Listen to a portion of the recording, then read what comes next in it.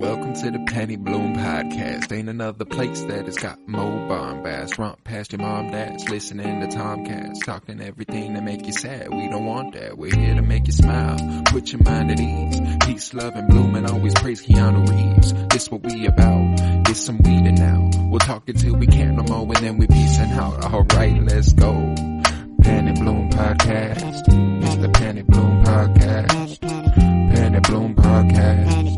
It's the Penny Bloom Podcast. Penny Bloom Podcast. Penny Bloom Podcast. Hello, everybody, and welcome in to the 128th episode of the Penny Bloom Podcast. 'Tis I, Colton Robertson, and today I am joined by two. We are three of the bitches four. I am joined by Joseph George. What is up, homie? What up? What up? Super glad to be here. Finally, doing the Suicide Squad rewatch. And, the Suicide Squad rewatch, buddy. I am so hyped. So much. Dude, it's one of my favorites. Like, one of my favorite comic book movies, period. I'm not going to be out here claiming I know what is the best comic book movie ever, but I will plainly put that I've never watched a comic book movie and immediately gone, this might be my favorite, like, ever. I mean, it was it was kind of immediate too. It wasn't like, maybe I'll watch it again. It was like, I'm going to watch this again, but this will be watch 5 for your boy. I think this is 4 for me. I think this is 2. Miles. Wow. We are also joined by Miles Buttress, who will be watching this for the second time. What is up, homie? Doing good. Kind of, you guys talked about how much you enjoyed it. I'm really happy they just went all out on the ridiculous aspect of it and just made it as stupid as possible instead of trying to like keep it serious and like other DC movies have done. They just went, nope, we're just going to make it as stupid as possible. We're going to have one of the characters be a fucking rat man. Not even the other character that's also a rat controller, but a character that is a fucking weasel. Or a werewolf, depending on who you in humanoid form. Regardless, I am fucking ready. Yeah. And I want to save as much discussion as we can for the live commentary because 2.5 hours is a long time to talk, boys. Let's save it. So, like I said, live commentary format. If you were joined us here, we have HBO Max queued up. You will get an ad, likely for Reminiscence. It'll be 30 seconds. I want you to head to the 35-second mark. There will be a black screen, head to 35 seconds, and like as soon as we press play, you'll hear Johnny Cash's voice kick in with the, hello everybody, I'm Johnny Cash. If you are in a theater and you've decided to bring us with you, that would be awesome. Please do that. Props to you. Props to you. Bring headphones. Headphones, definitely, though, yeah. Stick them in. No, out loud. I want everyone to hear us. Just blast it through the theater speakers. Find a way. Yeah. So basically, what I'm going to advise you do is go to the point in which we say 3, 2, 1, punch it. On punch it, press pause.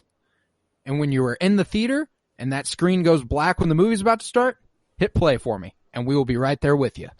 It could be a lot of fun for you. I'm sure that would be a great way to spend our time. However, again, HBO Max, head to 35 seconds. Let's get this Suicide Squad live commentary going. So, I'm going to count down. 3, 2, 1, punch it. On punch it, we all press play. You ready? Ready. All right. Ready. In 3, 2, 1, punch it. Got that crowd applauding for us. We got Johnny Cash's Folsom Prison Blues. Quite the perfect song to put at the beginning of this movie, because I don't know if you're familiar with Folsom Prison and Johnny Cash's performance at Folsom Prison, which he performed this very song to the prisoners. I am not familiar with this. Yeah, and I thought it was just the perfect place to start with. Very fitting. Oh, and like the soundtrack on this movie is stellar. Somehow fitting the tone perfectly, and it's all over the place. Like, they don't play the same genre of song, really. It's nice. But we kick off with Savant here. The Crocs, baby. The Crocs. I want those Crocs. Like, Not do you just- think prisons get like these special edition orange jumpsuit Crocs? I was gonna say not just Crocs, the orange jumpsuit Crocs. Yeah. He's dripping. He's got the drip on him. And this is a pretty dope little superpower. You get to throw a ball accurate as fuck. That's kind of cool. To be a great pitcher. He'd be quite the pitcher. Yeah, I was wondering. Like, first time I was watching, I'm like, what are these paint X or like tape X's on the wall? And then I just see him go, yoop, and I'm like, and then as soon as I saw that bird the first time, I was like, it's dead. It's dead. That's it. There's no way that bird is living because I just saw him do that thing with that ball. He's going to throw this ball at the bird. And thus it is so. But I appreciate this first crossover of Marvel and DC, the Guardians of the Galaxy, the Suicide Squad crossover, starting with James Gunn at director. And then we got Michael Rooker as Yondu Odonta and Savant here, which is just outstanding. Man, his voice is just so... He might have been your father's son, but he ain't your daddy. Like in every character he plays, Walking Dead, Yondu, this, like I'm Mary Poppins, y'all. It just enhances his character, man. And I love this version of Rick Flag.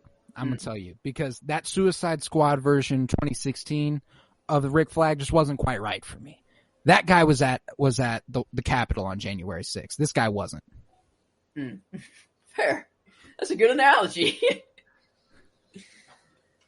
I do love the giant American flag on the wall here, just for the purpose of this shot, where they're all walking in a line. That's the only reason it's there.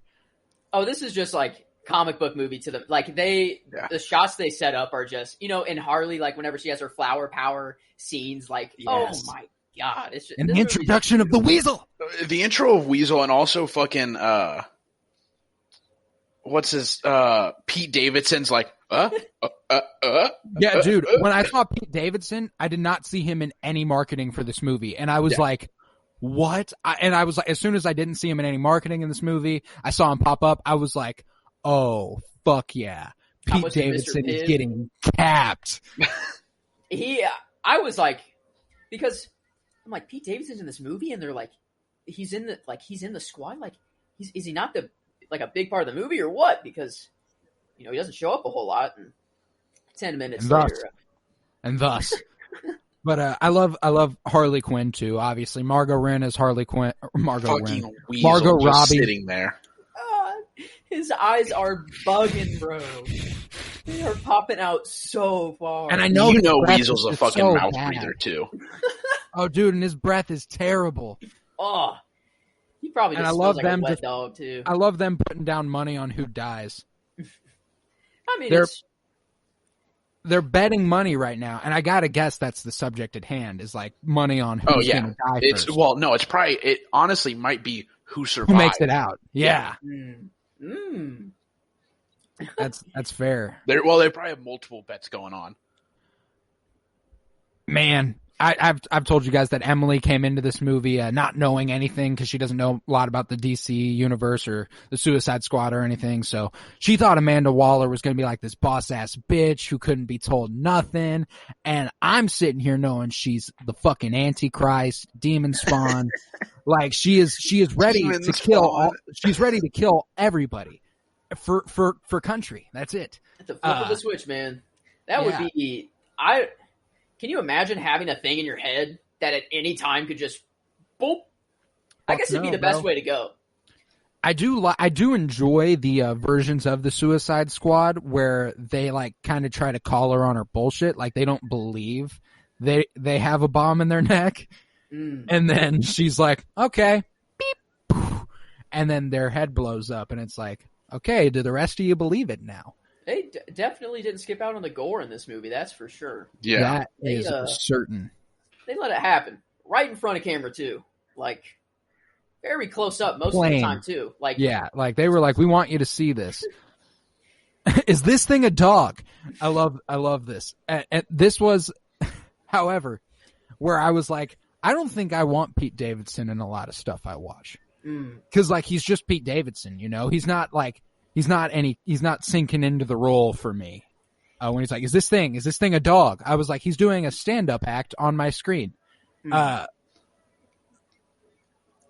He's not harmless. He's killed 27 children.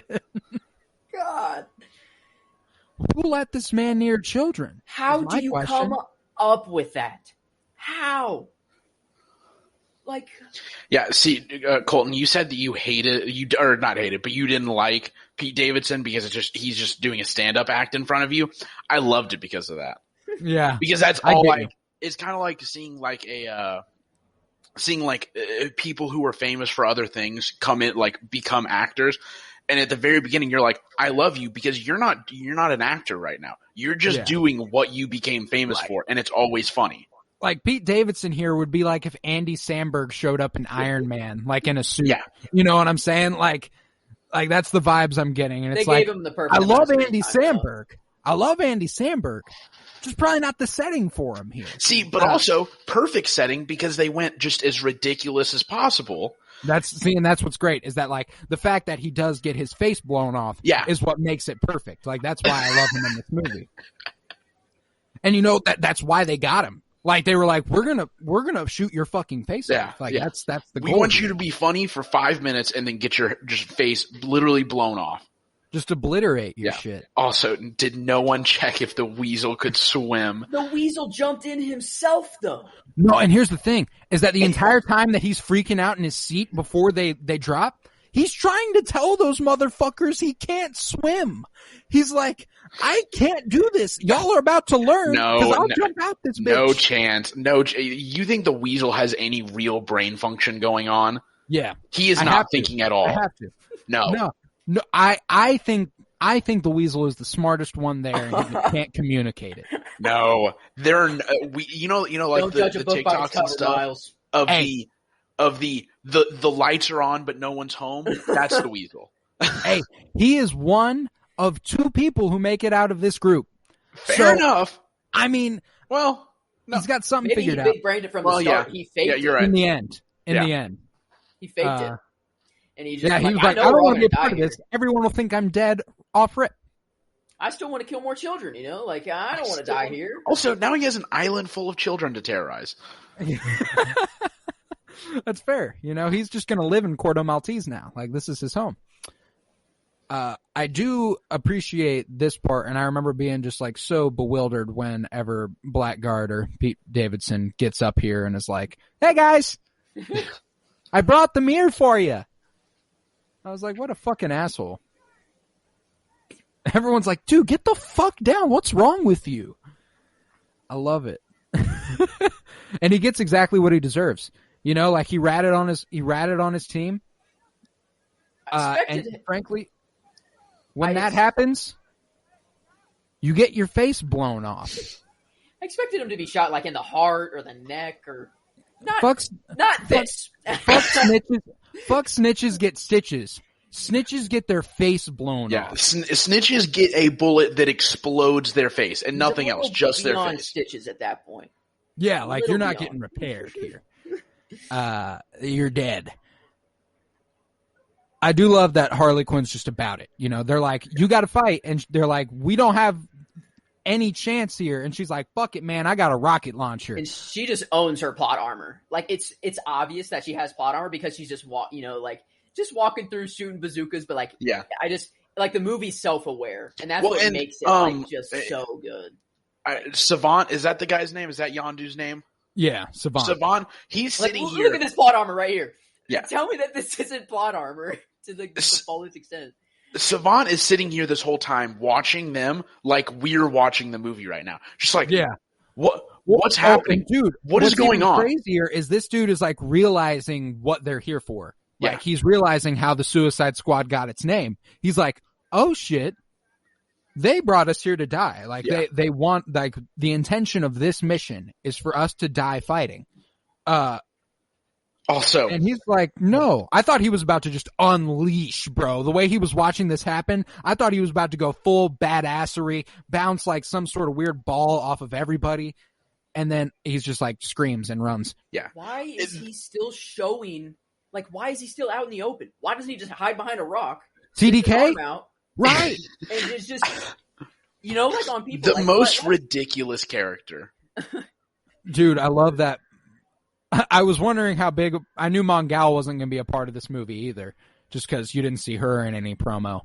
And her taking down this chopper that eventually kills Boomer. Everyone. Also. People were not happy with the fact that Boomerang went down here. They really just didn't care. They were like, we're just going to open this movie however we want. Like, this is how it's going down.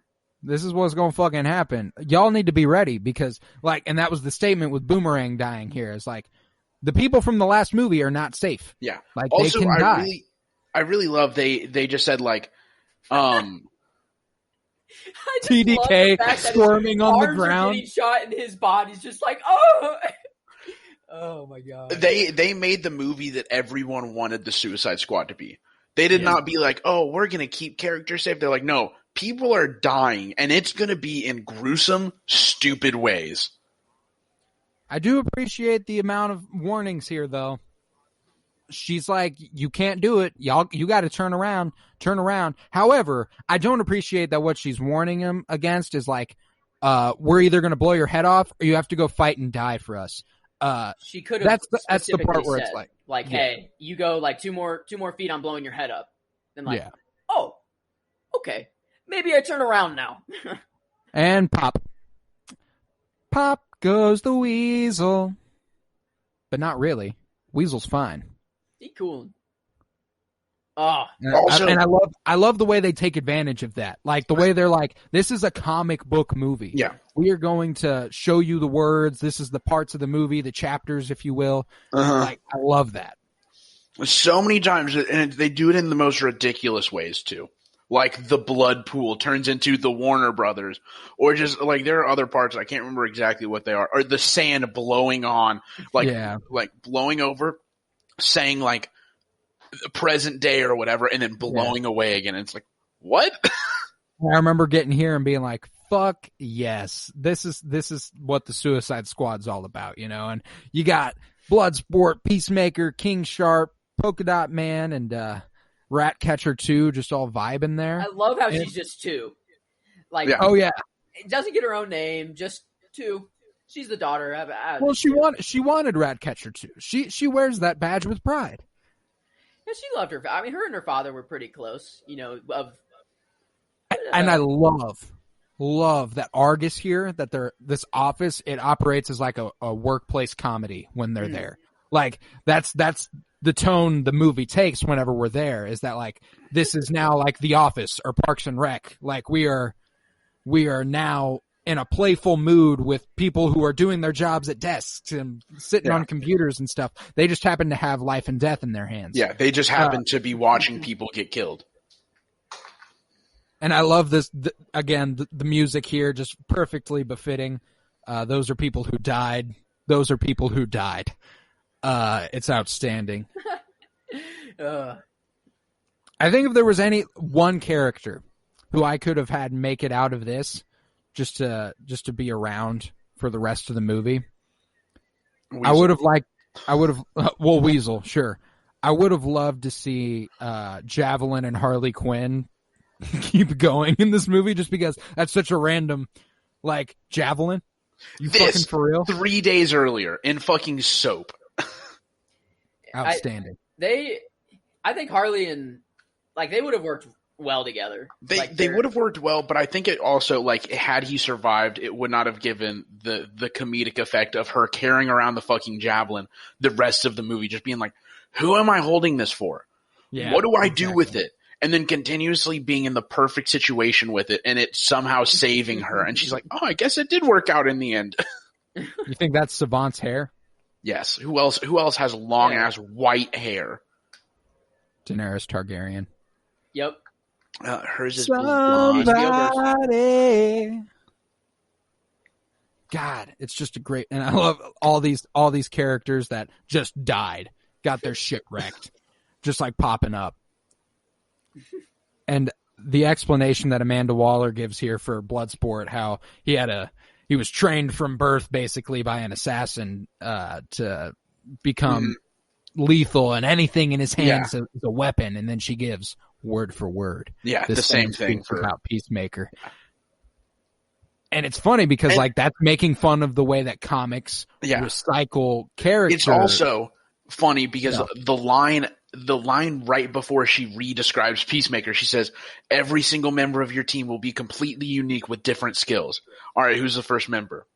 the exact Peacemaker. same skills He as you. he has been trained from birth by his father, who is an assassin.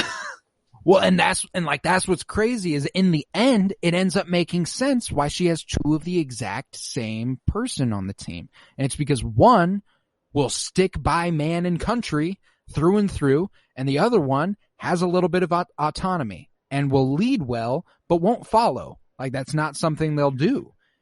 So Very Peacemaker hands is to glad to follow. Peacemaker is glad to follow as long as it's in the name of the country. And I love that.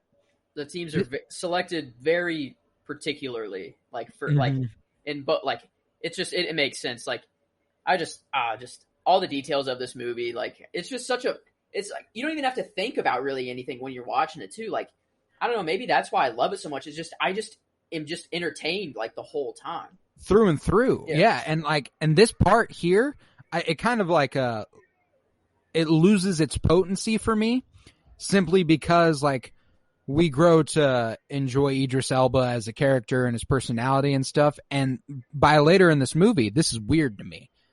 This interaction. And I understand that he's a villain. They're all villains. They're the Suicide Squad. And she is just a fantastic actor, by the way. You going off. A Wrinkle in Time, Euphoria, just been in all sorts of shit. She is fantastic. And popping up just as a couple scenes for being Idris Elba's daughter and being angry at him here and then later on proud of him. I love that little inclusion in the movie. It's just, it is funny that like, this is where his arc is set up, you know? She is ashamed of him. Yeah. And I think also part of the, like this scene here also does show, like later on it shows that he actually does have some good in him. He's doing this because he's like, I just want you to like not be attached to me because all I'm going to do is bring you down. Yeah. And so I want you to be on your own and like not have to worry about me. So he's trying to push her away, which makes a little bit more sense other than just, I fucking hate, like, get away. No, yeah, absolutely. Like he's bad news. She shouldn't be around him. He gets that. He understands that. I also think it's funny though that in that he's not going to give her advice to be any different than he was. You know, like it's like, and that's why. Like it's like that's why you can't be around me because I can't change my way, and therefore you will not see a difference. You know what I'm saying? Like I will raise you that way as well. I'd And say I think he understands that's not the way a child should go. Honestly, I think the best part of this movie, along with Guardians of the Galaxy, is one, the casting, and two, the soundtrack. It's consistent in both of them, and it's just their fun movie. Like they're both just fun. Like and that's what James Gunn's gotten down perfectly for comic book movies. This man knows how to make some of the funnest movies you'll ever watch. And like, even beyond comic book movies, I'm thinking back to Scooby-Doo and Scooby-Doo 2 Mystery Island. goated. Dude, Like, those these movies are are great. actually goated. These movies are fun as hell. And that's what James Gunn does better than anybody is he knows how to make a movie that is fun as fuck and will emotionally reach you in the wildest fucking way. Like, I never would have anticipated to be, emotionally attached to, or to even consider Polka Dot Man a valid comic book character for a movie, or Ratcatcher. Like I don't expect to have this Ratcatcher 2. Yeah, but I mean, like even going back to Ratcatcher, the connection there, like that's what emotionally hits you. Or like John Cena in a movie in a major role. Like it's just people you wouldn't expect to work well together, but it just works. And we get that introduction of John Cena's character here with as Peacemaker and I have smaller bullets, they go inside yours. I love that is just a throwaway line the first time you watch it, and it ends up being the end of him. As soon as he fell and they both pulled out their guns, I was like, oh, his bullet's going through his. This is the obvious point, and it's going to be the smaller bullet, obviously. Book read. Me so smart. Bored. So smart me. Yeah. He was probably the second character that I was looking forward to the most.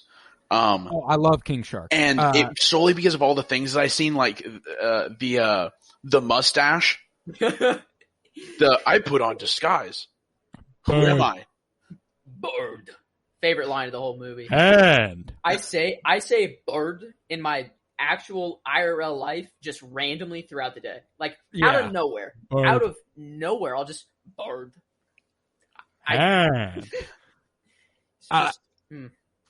No, and here's the thing is that I also love the way they don't refer to him as King Shark. They refer to him as Nanaue, because that's his name. Yeah. They're not going to dehumanize him. Like they're going to, you have a name, we're going to call you by your name. That's the right thing to do. And I appreciate that aspect of the story. And I appreciate that Ratcatcher 2 is really the one who can not relate to him, but kind of sympathize with him and be like, nah, shit's all right. Like, I get that you wanted to eat me a few seconds ago, but you just want love. I want love. We all want love. Up here soon is like my easily top moments of the movie for me. Yeah. The fucking licking the window. Calendar Man, you got Sean Gunn popping up, James Gunn's brother. He's in every James Gunn movie. He's Kraglin in Guardians of the Galaxy. You got Weasel licking the fucking window. And then just the stop and stare like, I was caught. Like, man, this shit tasted hella good. Now I've been caught. And why do they sit that far apart? Yeah, I think it's like, here's the thing. You walk into a theater, bunch of recruits. Do y'all sit in a row? Like people you don't know? No. Nah. You sit in random, especially Joseph, all these villains. Whenever you enter an auditorium for a lecture in college, do you sit in the same row as other people? I go straight to the front, straight to the middle. No, I'm kidding. Yeah, I'm bullshit. I'm in the back, bro. I know. I don't get you don't do that. I am finding that pocket, where there is nobody for 3 rows in front of me, 3 rows behind, 5 seats to my left or right, like. And you sit in the middle of it. You distance. That's fair. Until you have to sit next to someone else, you don't sit next to someone else. And they have a whole theater for 5 people. I do love the explanation of this the Project Starfish though, because obviously if you're coming into this movie, you probably know what that means. However, them having to discover what Starro is and stuff like that is a great deal of fun in this movie. And Starfish, it's another term for butthole. Think there's any relation? I'm not gonna lie. I did not know who Starro. What is it? Starro the Conqueror. Starro the Conqueror. Yeah, I did not know who that was, and so they said Project Starfish, and I was like, "What the fuck is going on?" I don't get the connection. I kind of get it, but like, never heard Starfish butthole. Never heard that one before. That's a new one. Oh, and you can thank John Cena for that. And this was the first line where I was like, okay. Maybe I'll be all right with John Cena because that's a line that like shouldn't be funny. Yeah. But it's because it's coming from him in that role that it becomes funny. Yeah. It's because it's coming from John Cena trying to play a somewhat serious role that it's like, all right, this is Joe thought I was just saying that. I had no idea that was a line in the movie. I completely forgot about that. Like until he was just said it. I'm like, oh wow, I feel pretty dumb right now. Another term for a butthole. Any relation? And I've talked about this on the Patreon before, but the effectiveness of using that I fucking the hate storytelling of the flashback and catching you up. The flashback and catch up? No, what just happened on the screen. Oh, the now. Yes. Come on. I was watching this with my dad and I pointed out because I didn't. God, sorry, that's just so cool. Yeah, it's so cool. But I saw the Warner Brothers like in Blood thing, and I thought that was just like a one-time thing, and I didn't see the 3 days ago in Soap, or at least I didn't just like pay attention. And then I saw Fly In Now and then Fly Away in the Leaves, and I pointed out, I was like, that is the dumbest thing I've ever seen. And he was like, oh, what are you talking about? Because he didn't see it, so I rewound it for him and showed him. He was like, all right, that's pretty funny. And I'll give it to you here. That one is my least favorite use of it. That the Leafs. Yeah, because it's just so stupid. They could have done, I don't know, just anything, literally. Like, crabs coming out of the sand or some shit. You know, like, That would I would have liked it if a bunch of crabs they just started doing scurried that, across that, the like, beach. bump, bump, bump, Yeah. bump, bump, bump, the And we crab got everywhere. Peacemaker commenting on the fact that, if the beach was full of dicks and he had to eat every dick for liberty, he would eat it in a heartbeat. That's a When patriot. is it? It's coming up soon where he hits him with the line, I'd kill, or the like kill him. It'll be within the next like 10 or 15 minutes, I think. But I love Harley laying here next to Javelin and him explaining, you are the only one fit to carry my javelin. Just because it's so dramatic. It's melodramatic for no reason. Harley and Javelin here have not formed any relationship beyond they are sexually attracted to each other. And frankly, I love that that's the only connection. It's like he is using his dying breath to give her his persona. And it's because he thought she was fine. And like, that's it. He's like, you hot as hell. Take my javelin. It's also just like, this movie is perfect because if you are like just a general public, you have watched 0 DC movies ever, like you will still enjoy this movie. You need 0 previous knowledge, like, to enjoy this movie. No, and like that's the thing is that like having the previous knowledge just makes you enjoy it more. If this is your first introduction to DC shit, this is just the wackiest, funnest movie you've ever seen where it's like, oh great, I don't really need to get to know any of these characters. I'm just dropped into a situation and it's funny. And like the characters are so themselves that it doesn't matter what their backstory is. It's like, you know who these people are and you understand them just because of the way the way they're written and the way they're acted. It's just perfectly executed. Yeah, this scene is brutal of just, well, it's in a little bit, but like, yeah, whenever they massacre and then finding out like, where is everybody? I remember the first time I watched this part here where Polka Dot Man arises in the night to vomit his polka dots. I was like, right here, I was like, oh God, what's going on here? Yeah, I didn't know. I didn't know really what to expect in the, like, I was like, is this dude gonna go murk everybody? Like, what is his power? And that's what's fascinating about Polka Dot Man is like, this is such a creative idea for a character, an interdimensional virus that has resulted in radioactive polka dots that shoot out of you if you have the right weaponry here. And Miles, have you been talking? Because you're frozen. Uh-oh. That is rough. Shall we pause the movie? Yeah, so we're at 2853, 2854, 2855, 2857, 2858, 2859, 29. And thus, she is dropped from his mouth. And I appreciate that she's understanding about this whole thing. Obviously not at first. She sticks all the rats on him, understandably so. You were halfway into a shark's mouth. I, too, would be quite angry. Also, the fact that, he's just taking these things. Yeah, King Shark is a behemoth, not to be fucked unless with. Elba's just shooting like some stun or, because he didn't want to kill him. But No chance. I don't get the impression that Bloodsport's the type to shoot to warn. Yeah. Also, love the fact that they ask her, like, how deep of a sleeper are you? And she's like, I was having a dream. And it's like, what? Ratcatcher 2 might be, I mean, from this movie, top 3, easy, character-wise for me, in terms of favorites. She's outstanding. So, Weasel, King Shark, Ratcatcher 2? I actually go John Cena's dick and balls in those underwear. I was just thinking the same thing. King Shark, Ratcatcher. I love 2. that it pans down and Gives then it even a zoom in. Oh too, no, like they're just like, we want you to know John Cena is packing that thing too. Yeah. Come around this way, you will get clapped. Maybe he put this in the movie, Maybe he was like, you know what? You know what we need? We need to zoom in on my dick and balls. I appreciate that little Sebastian here is offering up the leaf to an olive branch, if you will, for Bloodsport. Yeah. The rats are an interesting little thing. And you know what's crazy? I despise rats. Oh, gross. Gross. Yeah. However, I am interested for the next time I encounter a rat. I love that line from John Cena. So are we going to kill Megladouche here?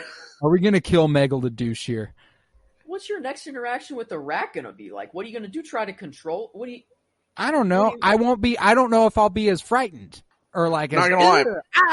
Or if I'll be like, rats are cool. I'm still going to be like, I still hate you guys. You're still hate you. Kill it. They breed too fast. That's my thing.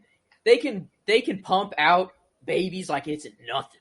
Also, at least like other gross like spiders and shit, like at least they like at least I can step on a spider pretty easily. Well, no, but I mean in the sense of like at least they eat like flies and shit and keep like insect populations down. Rats don't do shit.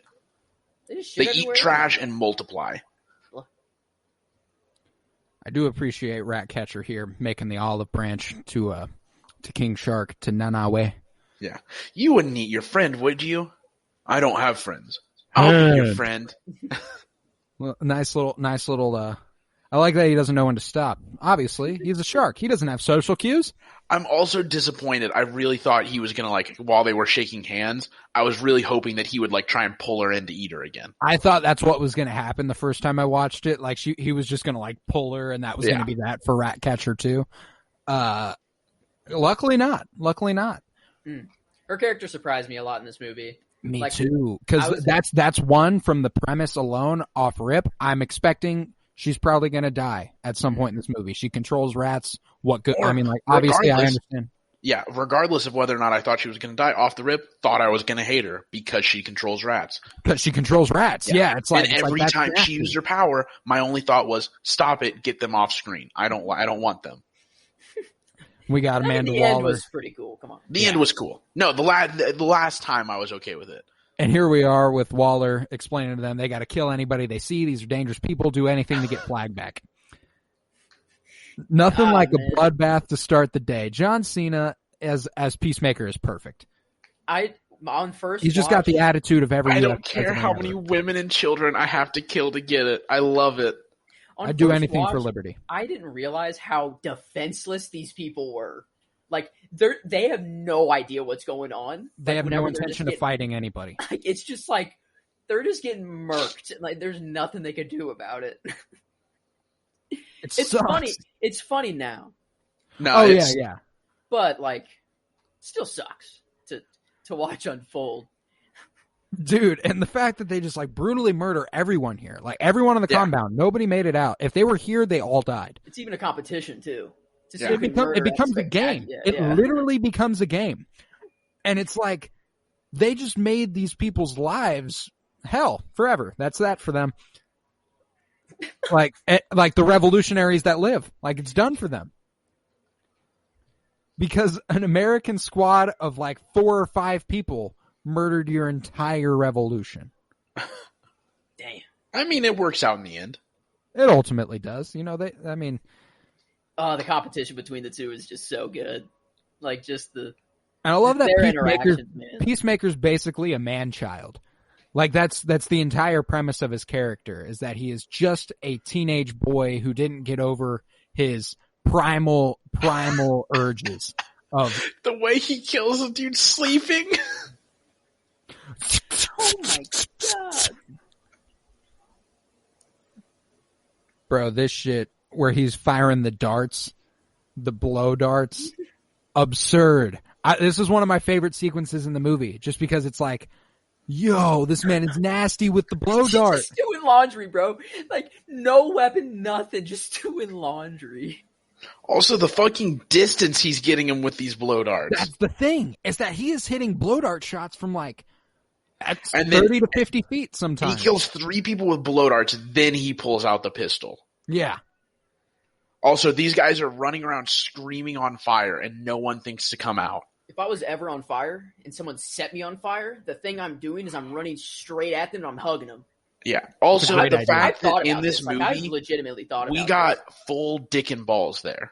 Oh, full dick and balls, and like if there's a way to go out though, full dick and balls in the wind, Winnie the Pooh just shirt cocking it with a cup of coffee in your hand, taking a sip, shot in the head. It's not HBO. It's over in a wrap. One dick at least, you know. Like Facts. Watching Westworld. There's a lot of nudity in that show. Lots of dicks. Lots of dicks. Robot dicks, human dicks. all Just the dick dicks. everywhere. Also, great back and forth there. No one likes to show off, except when what they have to show off is cool. Dope as fuck. Oh, And like you're again, right. that's just Peacemaker being a 15-year-old grown ass man, you know? Like he is literally a 14-year-old sweat at Call of Duty in real life. Like that's all he is. Well, he's a 14-year-old sweat in John Cena's body, Exactly. which also may just be John Cena. I love that they're just booling here, sipping on some tea, and they've taken out the entire revolution. Sorry. We fucked up a little bit. Can you forgive us? And the fact that she is like even relatively able to continue interacting with these people is absurd to me. Like, I am not like, get the fuck out of here, I mean, please. but like, is it really their fault? They were just told. No, don't these get me people wrong. are, like, Don't get me wrong. They were taking their orders, so on and so forth. Like, I get that. However, as someone leading a revolutionary cause, if 6 motherfucking Americans run up in here, guns ablazing, take out everybody, and they didn't even mean to, Also, I'm done. the line outta here. from Polka Dot Man, "What did you do? I turned them all into my mother and killed them." yeah, that dude is broken. That dude has some problems. I thought you were the crazy one. I am. I saw a meme that was like Spider-Man Twitter being like, nothing like a bloodbath to start the day. And then someone was like, I thought you were the crazy one. And it was like Star Wars Twitter. And it's like, I am. Because Star Wars Twitter is a fucking minefield. Fair enough. Twitter has been crazy recently. Like, Recently? It's devolved. Like, no, and here's the thing is that like, it was once an app where I was like, it's undoubtedly the best form of social media, da-da-da-da. And I've come to realize there is no good form of social media. That doesn't exist. But in fact that it is pumping a news cycle at us 24 hours a day in which there is some shit that will desensitize you kind of. to the extreme. It's like, it's terrible for us. There is nothing good about it. I watched a Joe Rogan podcast with the CEO of Twitter. Kind of cool. He went to S&T and was in my fraternity, which is kind of cool. I could say I'm fraternity brothers with the CEO of Twitter. Jack. But like they were talking about, like they brought a guy in that was like, dude, you guys are getting like way too powerful and like you have so much power and you just like made Twitter, you know, like you were just a dude. And he was like, it's a fair point. He was like, you got a point, man. But man, the characters in this movie, man, like dude, it's outstanding. Like this character design here is that like it's so comic book. Yeah. Do they ever explain why he has fucking rods coming out of his head? Nope. Okay. That is just a part of his character. Just wanted he's to a be smart sure. dude, and maybe they make him smarter. He's got an enhanced brain. What I get. Yeah. And I love the them here explaining how Americans are at fault for Project Starfish, and it's like, oh, we on a cover-up mission, not an actual good for the humanity mission. Oh my god, that would be so just scary to watch. Do y'all remember that episode in like season 3 of Rick and Morty where they latch onto their mouths and they talk, they each have their own consciousness and stuff? Yeah. There's this behind the scenes in which Dan Harmon is talking to the camera and he's like, we were like, all right, so we know what the idea for this is. We are just going to bite Starro the Conqueror and just use it and function as the exact same way until we figure out what distinguishes it that makes it different. And like they were just like, we're gonna steal that completely and utterly, and like that's just what's happening. You mean the episode where they made a afterwards? what was it? Giant incest baby?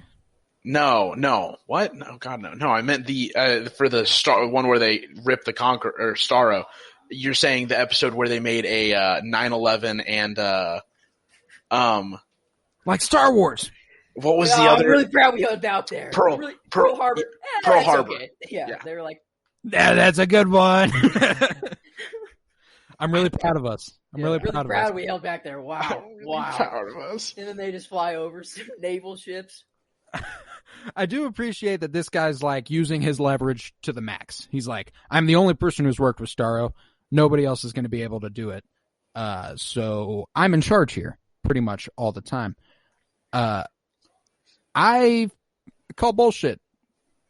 I think that like obviously he is the only one at like if any other character had tried while they had Starro shackled, they probably could have taken over. You know, like eventually, like the only reason he listens to you is because he is trapped. Yeah. He didn't do anything about it. This shit where Harley's just being kept in a pit, and they're like, "Get dressed." It's just everything always works out for her, you know. And this reminded me, you guys seen Birds of Prey? Mm-hmm. Remember the cut scene, like in the middle of it, that's really random, where she starts a music number?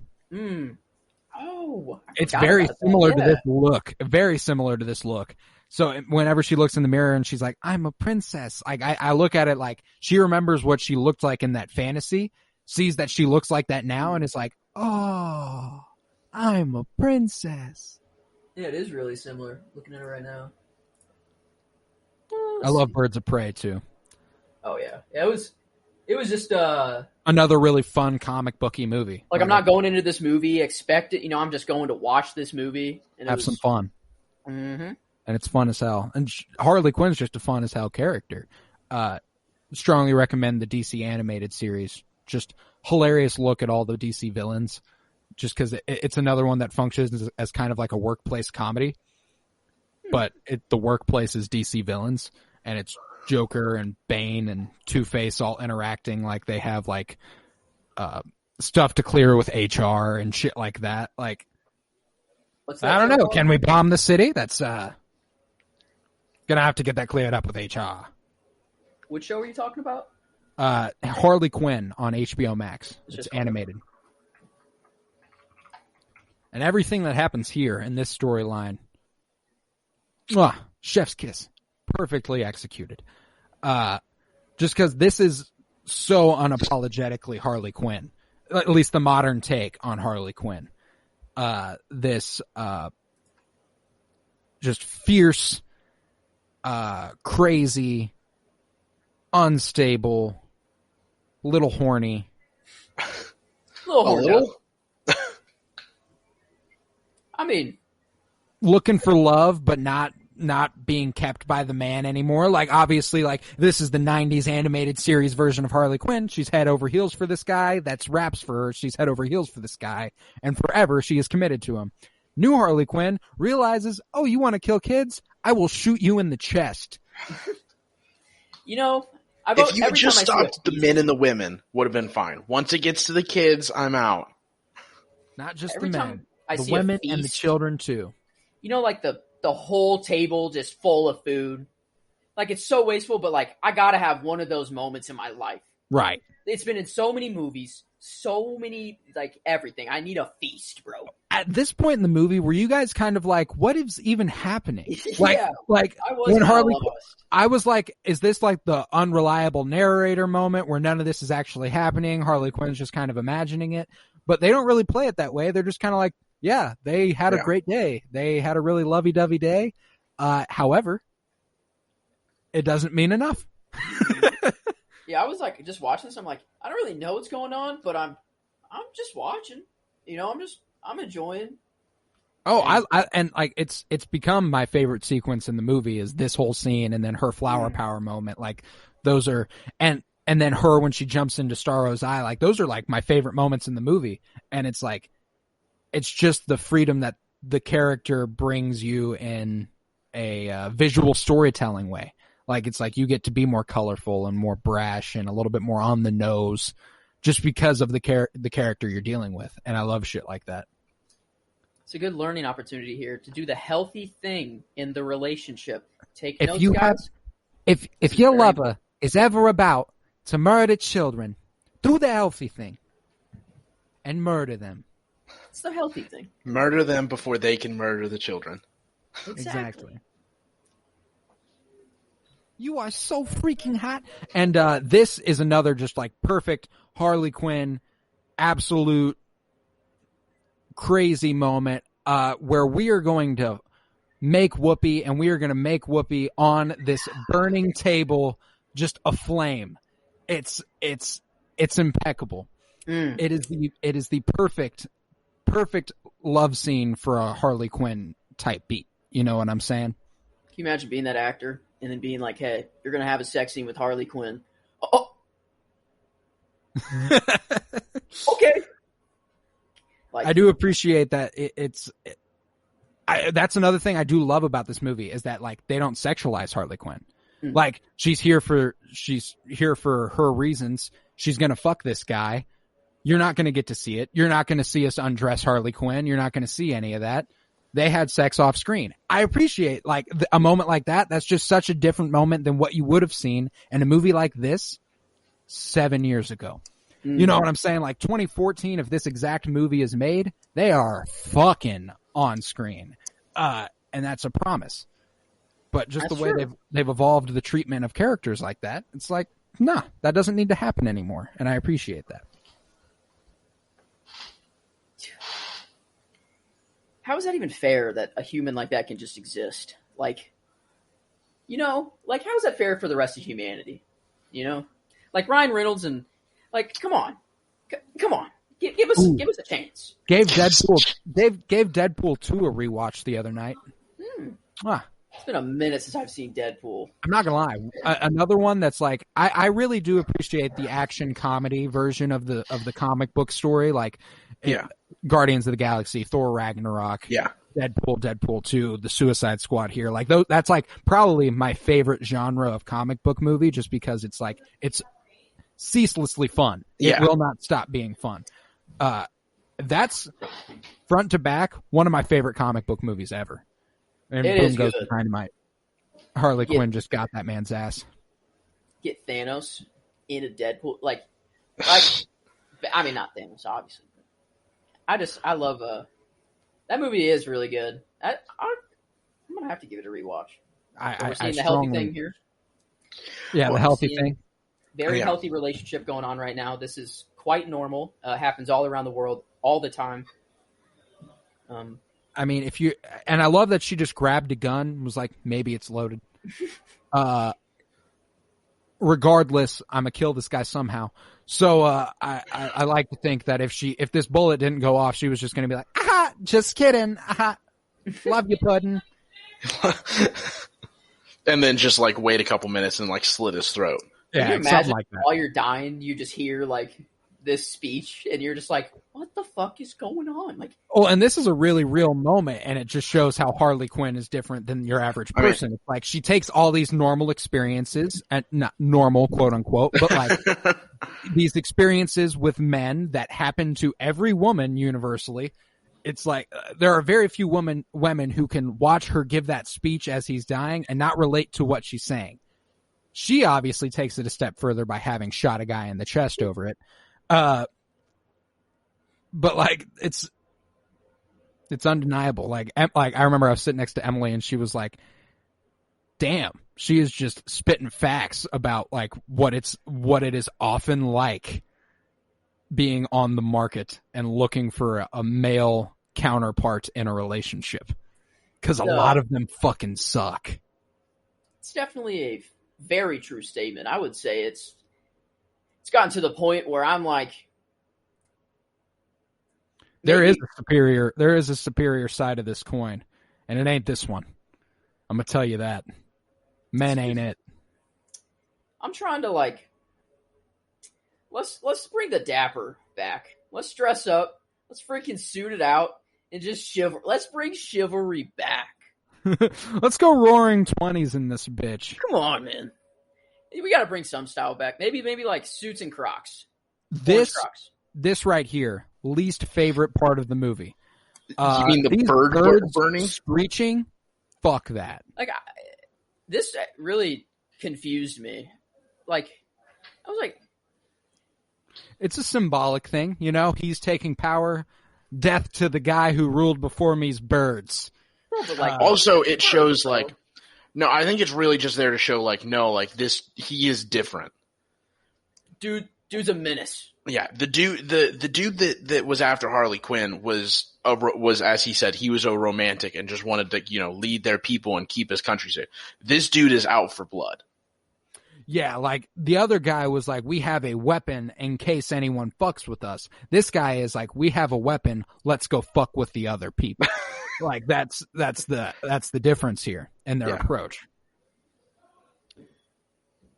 I didn't know it was Sylvester Stallone the first watch, and then I saw like something on Twitter, like a picture of Sylvester Stallone, and next to the character, and I'm like, and then I heard it, and I'm like, oh, it's so obviously Sylvester Stallone. Oh yeah, like that's what's hilarious. It's like, and he this is up there with like the I am Groot levels of ease in terms of your voice acting role. He has so few lines. He talks every once in a while. Every time it's funny as hell. Yeah. And it's always so easy. It's Kevin from The Office in that one episode. Mino talk like, why use many word when few words work the same? Exactly. This is devastating here with Polka Dot Man, given the breakdown of his whole backstory and how the polka dots work, and everyone looking on like, God damn, that's devastating. Yeah, We're a bunch of supervillains, and that was sad. Yeah, and then it turns and shows them all, and they're all his mom. Oh man, can you imagine like if you had to deal with anything kind of like if you had such a deep resentment for someone, so it ran so deep that every single person you see is that person? That's crazy. I love the King Shark as his mom. Dude. And I want to comment on the CGI of King Shark real quick. That had to be difficult because that looks like a fucking shark just walking around. And he's always like a little wet. And it's like, you don't question. Yeah. I never once questioned whether or not that was CGI'd or anything. I didn't even think about it. That's how good it looked. And it's like, if you can do it that well, that's crazy. Like that's some crazy good CGI. Cause this is even more, and James Gunn talked about it. He's like, it was more difficult than Groot. It was more difficult than, who was the other character he said? Fuck. Rocket? I don't know if it was Rocket. I don't know, but like grown Groot, like that was even easier than CGI and King Shark. It's just our technology's so crazy right now, but it's just like we're a little held back on CGI humans. Like anything that's not a human, we can create like photoreal with no problem. But it's just like, well, I think a lot of it comes down to the fact that like if something looks wrong about a human, you're gonna notice it immediately. It's like. It's the facial recognition thing. We recognize faces so easily in everything, and it's usually the top lip that gives it away because in like CGI, the top lip like moves very weird. Like you can't move your like it's very your top lip is very weird, and when you talk, and in CGI characters, it just looks like so off. It's like, either really stiff or not stiff enough, and it's like I'm gonna learn how to talk like a CGI character.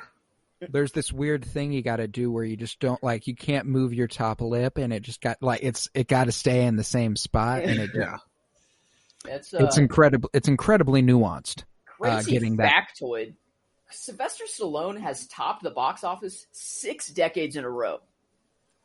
That is insane. Okay, so Rocky, years, bro. Rocky, another Rocky, Rambo, Over the Top,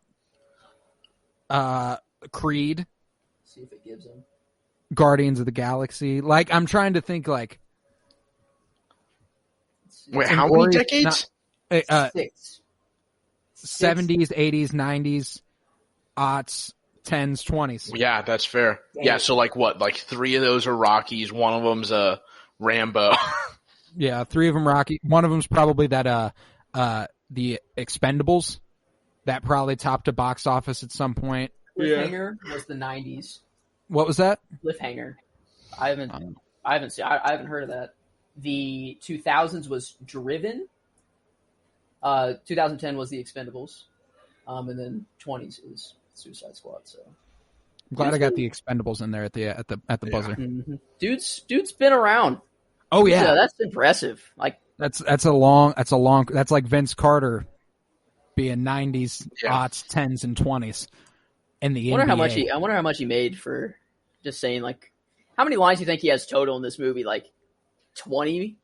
20? Maybe? Yeah, like it Like, can't be much more than that.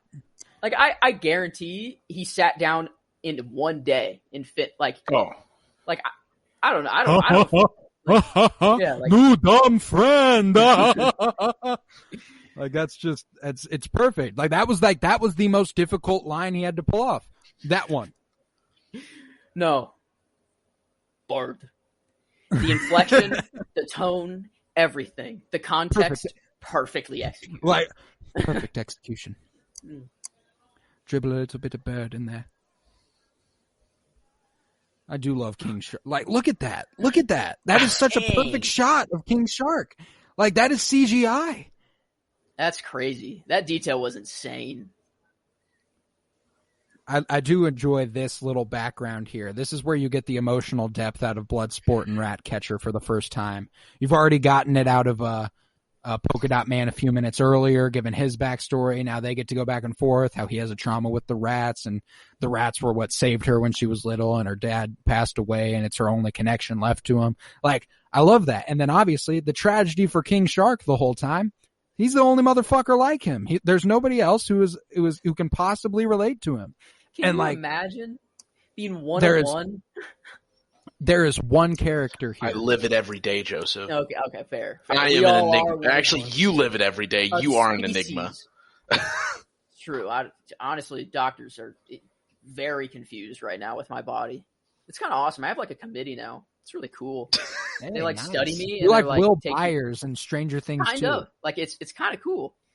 Yeah, this scene right here is the grossest thing I've ever seen. Yeah. Yeah, That's not you a couldn't cuddly catch- moment, you know. That's You not couldn't catch me getting blanketed. I mean, but here's the thing. You living on the street. Nope. If you have that opportunity. Still you no. can control the rats. You Still know no. they're not going to fuck with you in any other way.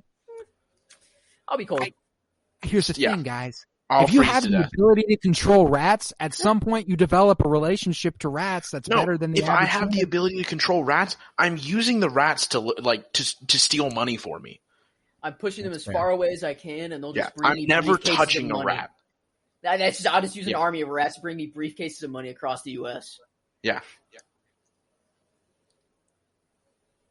And I love her being like, the state considered rats a weapon. Like, I mean, at that point, yeah. it could take out a city, bro. Like they What? could, The power of those rats is shown here. Yeah. Like, at the end of the movie. like easily. Like, can you imagine just walking on the street and then waves of rats just pile over you? The rats, if led by the right person, could take over the world. Like, what could you do? Like, there's the only thing I see is if there's some frequency that just kills rats instantly. Burn You know, like, burn the literally, earth to the like, ground. There's nothing. Call you the can planet do. wipe your hands of this planet. Like when Rick and Morty stunned all the squirrels and were like, we gotta go. I told you we only get a couple of these, Morty, and now we gotta fucking leave. Because you fucked with the squirrels. There are billions. Aw, So I the love rat that little population- moment. Him looking at her saying, I'm gonna get you out alive, and her looking back at him saying, I'm gonna get you out alive. See, like that's where the found family aspect of James Gunn's movies is what's the Guardians being that like, This scene, starting bro, as they're just vibing, man. This was just like I remember the first time I watched it, I was toked. There- I was like, right there. That's Mantis, red hair. oh, I didn't notice that. Yep, More MCU crossover. more MCU crossover. Yep, we got a little cameo there from that actress, which is wonderful. And I appreciate Peacemaker being like, well, we're going to get figgity fucked up. And only character here who you don't get the tragic backstory for. Obviously, the weapon was put in his hand at a young age. He was weaponized, et cetera, et cetera. However, he seems much more okay with it. Yeah, it's the reason you don't get the tragic At backstory is least. because he doesn't have a tragic backstory. Yeah. It's just his He is, backstory. he is okay with weapons. being a killing machine. Mhm. Like Yeah. that's his entire thing. And I appreciate that he ends up being the villain for that reason. Like it's like he is the bad guy, and it's because he doesn't have the thing that makes you empathize with him. Everyone else has that thing that makes you empathize with them. Not him though. And I really, really appreciate Also, that. really disappointed we didn't get the rat just like Getting fucked up. just like no, like head first in the fucking alcohol, like in it, and then just like drinking it down and just being clearly drunk. Yeah, I thought for sure we were going to get a stumbly Sebastian at some point. Yeah. Dude, and Polka Dot Man dancing here in a second, the best. Also, like the best because you know for a fact he is dancing with what are just a bunch of other his moms. And the camera work is what really makes this scene here, because it feels like that's what you feel like drugged out when you're dancing. I don't know if you've ever just been high as fuck dancing, but that's what it feels like. The world is revolving around you. You are the main character. Everyone bask in my glory as I dance for them. Look at the man. Poor little dude. See, this is the thing. He can't do the things that other people can. It's devastating. I mean, because what normal human's just going to be like cool with a shark man, you know? Nobody. He causes a panic anywhere he goes. It's Like, devastating. If I was in a fucking Horrified of club sharks. and King Shark walked in, I'd be Fucking lit as Nanawe. fuck. We live in Missouri, so we're not scared of sharks. But the second we touch water where they're in, we're like, okay, these animals are scary. Like, Yeah. but they can Nah. only get me in water, you know? So I feel No, pretty I've safe. always fucked with sharks. Imagine seeing that dude walk around and being like, oh, he can get me anywhere now? Like, I can't be safe in Missouri? I don't know. That's Fuck all that.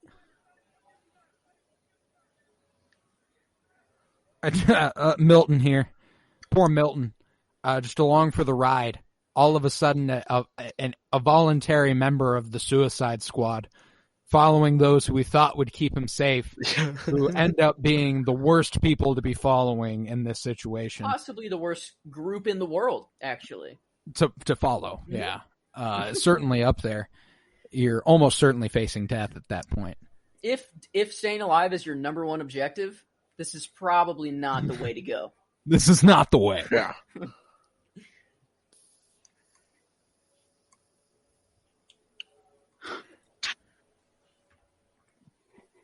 And what's funny is like, who is there to look for? Like, go towards John Cena. That's the American. The white guy in a polo shirt and jean shorts. Hey, listen, I don't I have a talk about guess. you. I don't like you talking about me like that. Okay. Okay.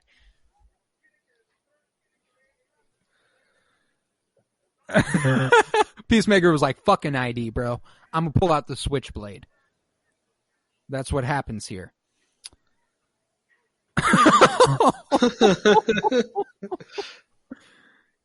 Yeah. Dude. And what's funny is like, this moment is necessary. However, this sequence in the bar probably is the least eventful of the movie. It's like, this is the branch, the segue into the next part of the movie. This is the midpoint. You know, we've reached what, where the conflict is about to arise. We're almost there. Yeah. Not only the white dude in a polo and jean shorts, but also his friend standing next to him in a fucking massive cowboy hat. And a cowboy hat. And a motherfucking cowboy hat. Rick Flag.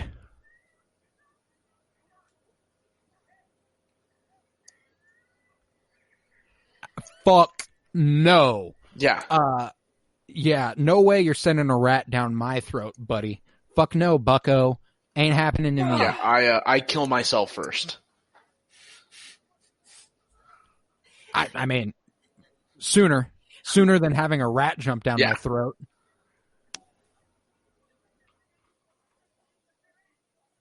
Do you want a dozen angry rodents crawling up your ass? That's the threat that'll shut you the fuck up very quick. Yeah. Very quick. I'm not speaking another word to her if she threatens me with that. No, yeah, like that you win. If I saw coming you up is control that the next 3 days earlier scene.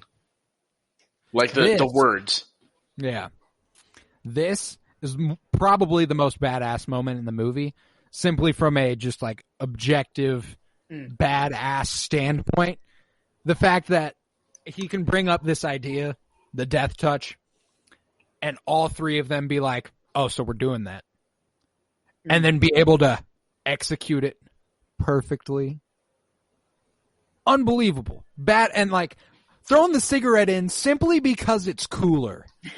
Yeah. I mean, definitely the cigarette was like, okay, what could we make? How can we make this more cool? Well, and he even says, I don't smoke. He even says that I don't even smoke at the end. And it's like he did it, A, to probably disarm the guy, but B, because it looks cool as fuck. And that's what's such a shame about cigarettes, is that, boy, oh boy, do they make anyone look objectively cooler, but fuck those things. I've never done one in my life, and I will never do one. Like, Yes, man. it is like, I am proud to say that I've never done one, even while drunk. I was close, though. I was pretty blacked out. It was the closest I got, but I still held true. And proud of that. Got into the Juul game, but I just glad I never can't. got I can't do the like. And here's the thing: is that like I hate the smell of cigarettes. that's alone.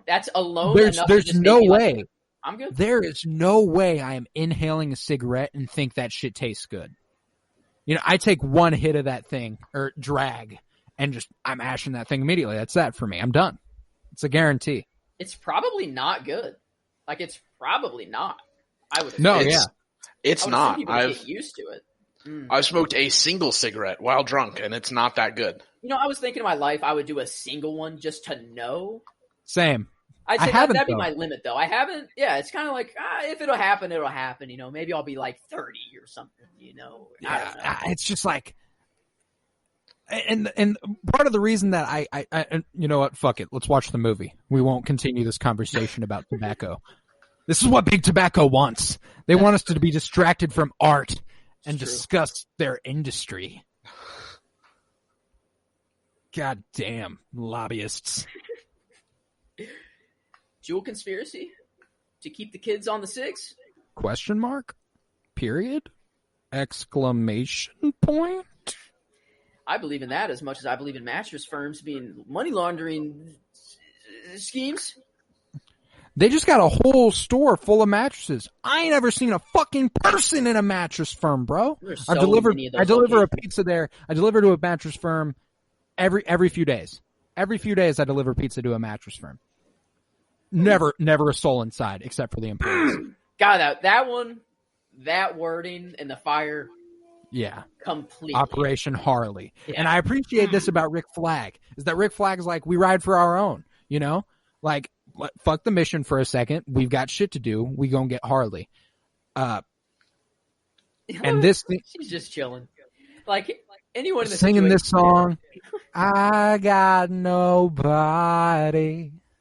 Nobody loves me.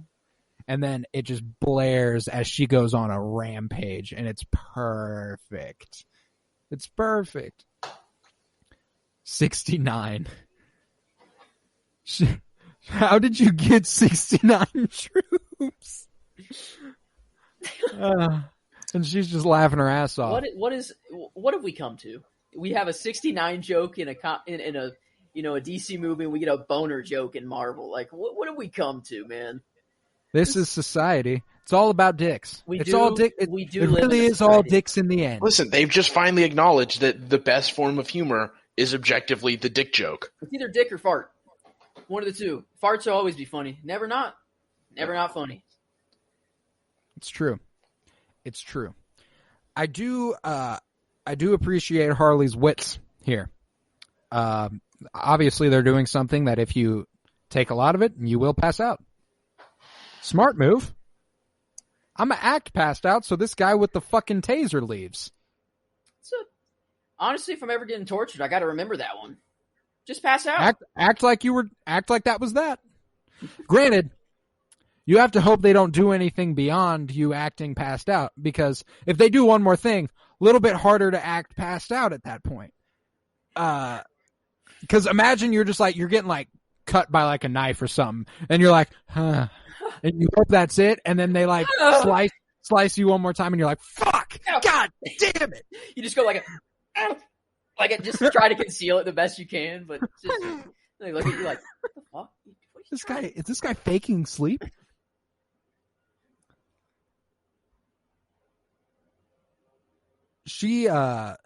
she's just a badass. This is perfectly like few scenes starting here. More badass ever for my money. Okay, what was that? What was that text right there? What was that supposed to relay? I didn't even see it. It was literally I saw just what all he. emojis. It was. Like I saw what he received. I saw it was, "What are you doing?" Yeah, and then he just sent back just emojis, like a laughing emoji, like a. God damn, that's some strength. Snapping a dude's neck with your Gotta be fucking honest, legs. If I went that way, I don't think I'd be too mad. What you mean? No, Getting and killed by Margot Robbie between her thighs? I wouldn't be too mad. Listen, what can I? What? I mean, Most what men more wouldn't can you be. ask What more for? can a man wish for? But Second- this scene, there is a portion of the population with a foot fetish just having this scene on repeat. Oh, I'm yeah. gonna tell you that right now. It's a very weird trend that Hollywood likes to throw in, and it's just like I cringe. Like I don't understand feet. I don't either. It doesn't Feet make sense in my disgust me. brain. No. Apparently, there's a gene for it. Like legitimately, there is a gene that like you will find non-sexual parts Like attractive. what's that? What's the family tree thing? Oh, like a 23 family 23andMe or 23andMe. Ancestry. There's probably some sort of thing you can find where like through that where it's like I want to find out if a foot fetish is genetic. Can you help me out there? It's I don't think it's like a proven fact that like, hey, if you have this gene, you just love feet. But like, There's No, you but have, it's you have like- the inclination. No, but The it's thing one of about- those It's like things the where X it's like gene. if you love feet, you probably have this gene. the thing It's the about X it gene. is like, there's your no superpower. middle ground. It's either you don't understand it at all, or it's like you're fully in. It's like, Yeah. I don't know. Yeah, Joseph. Continuing Yo, the amount what of time she better hits way this to dude in the die. face with that door, absurd. The only other better way to die would be to have her shoot you after, having sex with her, as also happened earlier in the movie. Well, fair. I would like to know what the body count is on this movie in total. Like how many people die on screen?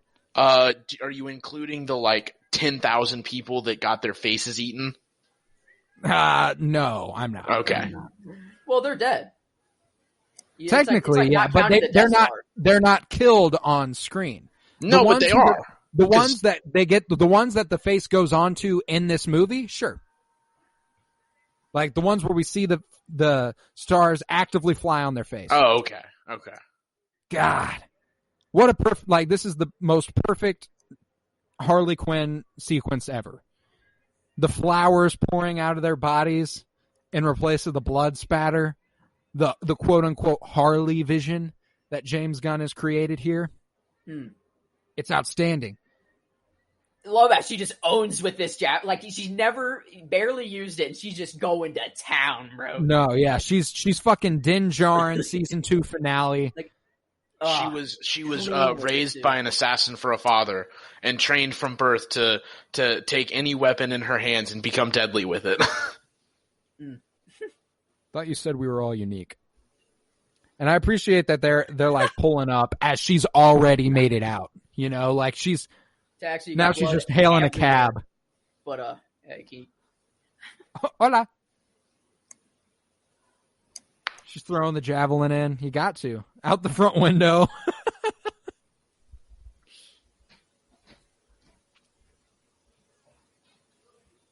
I love that Bloodsport's just rocking khakis and a wife beater Yeah. and his fucking helmet. It's a look.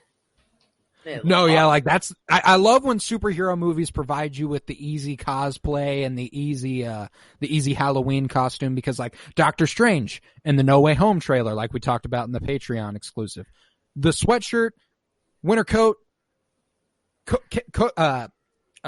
levitation cloak of levitation or whatever, perfect, easy. Like you can knock that shit out, $50. That's buy it. like a rug. Buy like a nice rug. You probably Yeah. make it work. Just I wonder how much a Doctor Strange.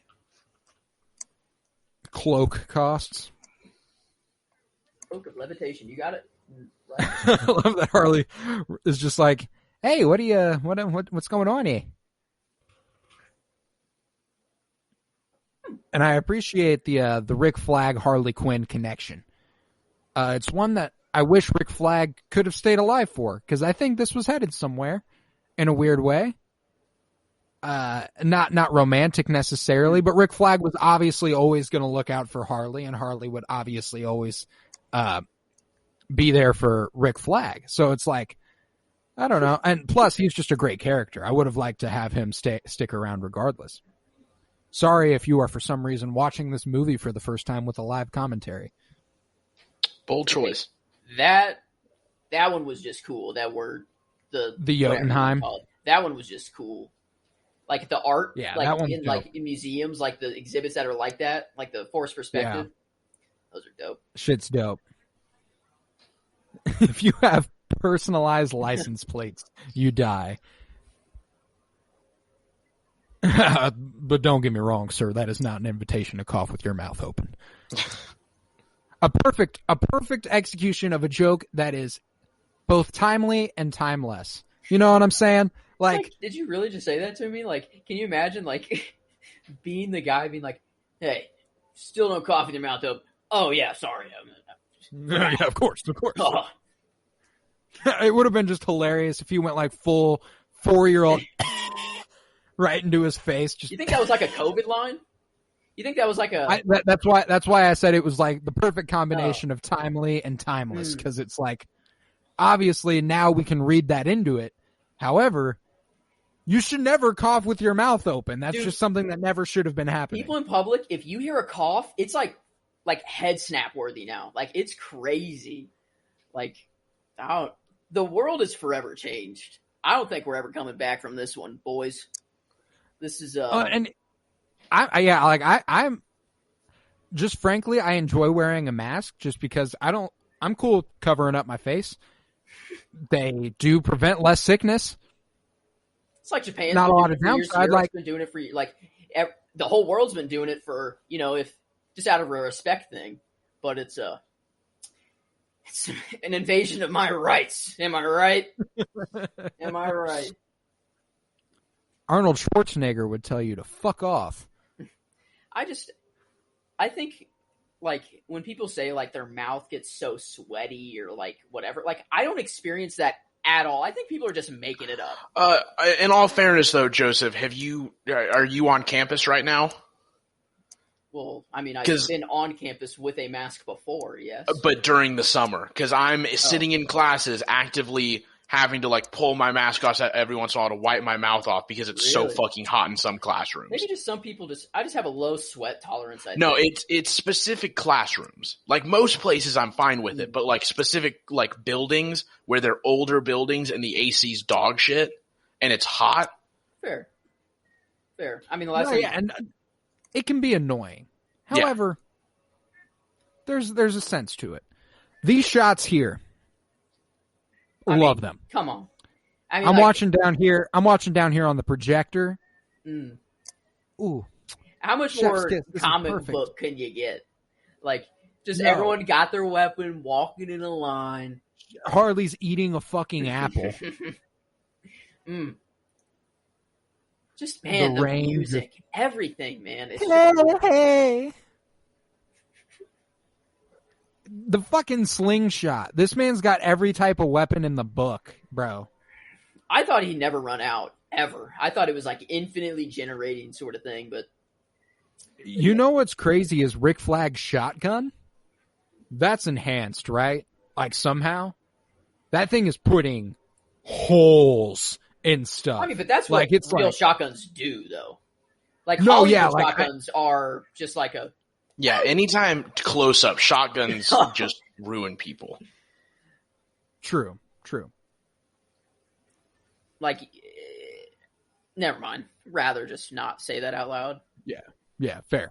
Probably a good move. I appreciate them being Have you like... ever felt the adrenaline? We'll figure out a way out of this bitch. Let's smash this controller now, though. No way we're taking the door. They're I like, mean, we're do you above that. ever take the door, like the front door, out of a situation like this? Yeah. No. Well, I, for one, I've never been on a U.S. sanctioned mission to cover up a project. Never been in a as big as firefight Project. myself. But when I do, I'll let you know if I exit through the front door. Several firefights, just never under U.S. sanction. Yeah. Wow. No, just been shot at mercilessly several times. Of course. I'm in the trenches. Yeah, I don't know what it is about Polka Dot Man, but just like his posture just cracks me up. Like just the way he just walks and just carries himself Just out. the Like, fact that he not only, like, I get he's Polka Dot Man, but the fact that he wears a fucking polka dot suit. And everywhere. what's funny is like that's a choice. Yeah. Like I love that about comic book characters and like seeing them in live action and stuff is because all of them, every single one of them to an extent is a fucking dork. And the reason is because they put on a fucking costume. Well, Even and it's- Bloodsport. they're His all- helmet, dope. He's a dork though for it. You know what I'm saying? Like you got the skull on the bottom. Yeah. You're a special kind of douchebag. Well, you know they're what I'm all saying? fucking dorks because they were all written by fucking dorks back in the 70s. Well, yeah. And yeah, guys like but- guys like Polka Dot Man, some fucking dork in the 70s decided to write a character called Polka Dot Man and For the love of outfit God, him in look at all polka Peacemaker dots. right now. Look at Yeah. Peacemaker. Like the shiny helmet and the red shirt and the white Yeah. pants. Like white pants? White pants?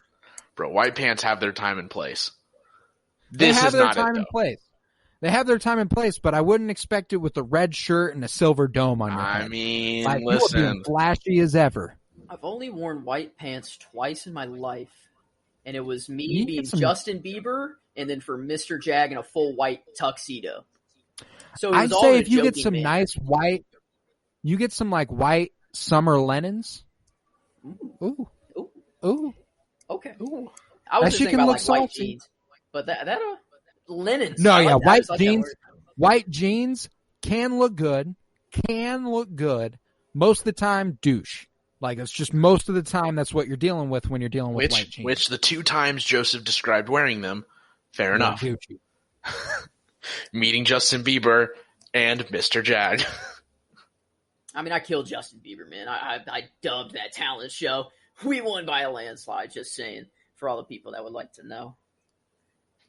It was outstanding. Yeah, it was pretty cringe. Actually, looking back on it, it was very cringe. Isn't everything I ever mean- from middle school and Yeah. high school? We were asked Like, isn't the it day all? before to be like the day before to be in this talent show, and they were like, "Come up with a dance, come up with something," and we just did it in my basement. And Well, that shit probably would have been a lot more easy for them if they had some sort of like hive mind device they could use, like Starro here. Because then they could have got you to dance however the fuck you wanted. Fucking just loop 'cause it these right back people- into what we're watching. These people are devastated. what do you think it's like being the hive mind, like the controller? Like, do you like? Cool. How do Awesome. they see? Like, do they get to choose one? Like, or I feel does like you he can do it. I everything? feel like you have enough brain power that you can like a little bit of your brain is devoted to seeing through every single one of these. Or maybe like it uses the host's brain. It 100% also uses the host brain. Yeah, like because it has to make them walk and do all that Yeah. sort of stuff. Like there has to be some sort of functionality within the brain for them to do that. Yeah, he's a big boy now. Oh yeah, Starro's quite the large character. So Serious kaiju for sure. he sends out whatever. Little When they starfish. attach. Does that Little star. Whenever they attach, does that make him grow, or has he been like? Oh, I think he's just gonna grow. Just- like oh, he is a being. He is a being who has a max potential growth. He's gonna grow to that. I You don't know know what if I'm like the saying? more he took over, the more he grew, and the more powerful he got, or something like that. Oh, that's kind I of don't the way know I about took it. that. I Was think like it's the just- more. But no, that makes a lot I guess more it doesn't sense. make for it any to not sense. be Like, that how way. does this going make you go bigger? You know, like Yeah, no, like I think it's just like this is a creature who's gonna get this big. If it's controlling more or less shit, regardless, doesn't matter. It's gonna be a big fucking problem no matter what. That's just kind of the deal. as are most hive minds. They're just a problem, typically. That's a pretty powerful tool to have, though. Just to control a whole population at your will. It's incredibly unethical. Well, yeah. Pretty obviously unethical, but Yeah. especially when their face is literally gone. Well, they're dead. Oh yeah, like it like burns away. Your face is just destroyed. Yeah, if I lived afterwards, I'd just be like, And another thing is like this setting, that lab, all those people getting tested on, like that is so comic booky. Like I can see the pages in my head of them being drawn. Like it's straight out of a comic style book. Everywhere in this movie is constantly comic book. Like it's not like this guy's wearing this guy's just wearing a bright yellow shirt with a fucking woodland creature on it. Like that's no. And that's what I love about it is like in the 2016 Ayer Suicide Squad or whatever, like he is a Marine's Marine. Like that's what he is, but like that's not the character. They rationalized him to a degree to be kind of realistic. Now my question is, how does this guy know that this hard drive includes information that would actually... Yeah, the fact that he pulled a hard drive out of this wall of machines. That could be like controlling Starro's bathroom cycle, or, it could be anything.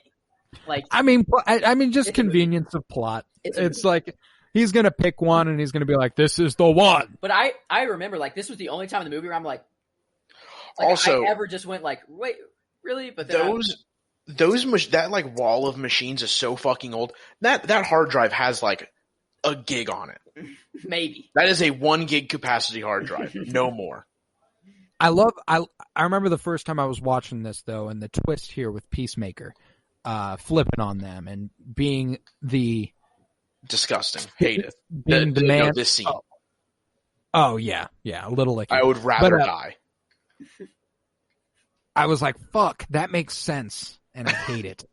And it's the perfect, I hate the character, despise him. He's a Fed. Fuck that guy. I'm gonna watch the shit out of that series though. The Peacemaker series, directed by James Gunn, written by James Gunn. Holy fuck, am I there? This is just a John Walker if you could like him a little bit. I mean, like, it was John Walker if he was like comedic relief. Yeah, like, yeah, it's like... Yeah, that would... I'm glad that guy got his. Starro deserved a little bit of revenge for being locked up for so long. That's fair. Not his fault the Americans captured him, Not his fault they kept him there and tested on him. Yeah, I really didn't feel bad for that dude. Yeah, you mean the end of... I was watching the stars peacefully. Bro. I was like, you didn't have to make me feel bad for Starro. You didn't have to do that. You didn't and have now to I'm humanize devastated. Starro. Now I'm devastated. And like, it's like, he was minding his fucking business. And then American astronauts were like, I mean, don't act like do what we want. America. Don't act like if you were an astronaut, you saw a fucking starfish floating through space, you wouldn't pull it in and be like, what the fuck is this? Fuck no, I'm not pulling in a random starfish I find in space. I'll look at it. I'm not bringing that shit on board with me. If there's anything I've learned from movies, it's that you don't bring shit on the ship with you. I'm not going to bring it like in the same compartment as me, at least at first. I'm going to put it in the fucking airlock though and see what the fuck is going on though. I'm definitely maybe I'll hear that out. But I'm not doing what they were doing and taking pictures with it and stuff. I mean, you don't know, maybe they brought it into the airlock, it looked peaceful, and then they thought it's a fucking alien starfish. I'm gonna take some fucking pictures with it. That's the thing about aliens. You literally don't know what to expect. This shot is perfect. And James Gunn actually did some explaining on Twitter on how they did this the other day and how they had to film the camera. Yeah, the fact that you don't see a camera in that shot is almost impossible. It's because it's CGI. Well, it's like they the way they layered it. Like it's like the CGI breakdown of how they did that is insane. It's like they just had to film the helmet at a certain rate, film the scene at the exact same rate of spinning, and then just like layer it and put it together. And just it's like that's that. An 8-second shot probably was weeks of work. Like, Oh, and mad expensive. God, that's gotta This is- hurt a little more, right? Yeah. Like, No, that's the thing is that like Peacemaker has to be a super soldier, right? Like, No, he's just a fucking WWE wrestler. just a roided up boy. Is he on roid? Is that Yes. natural? Look at oh, him. he's got to be on roids. I mean, but like, if that's your job, that's what you're supposed No. to do. I don't know. Bro There's was packing in the pants earlier too. That's That true. don't happen if you're Maybe doing he was roids. packing even more beforehand. Damn. Holy shit. Things to consider here. Was John Cena rocking a 14-inch horse cock? I could believe it.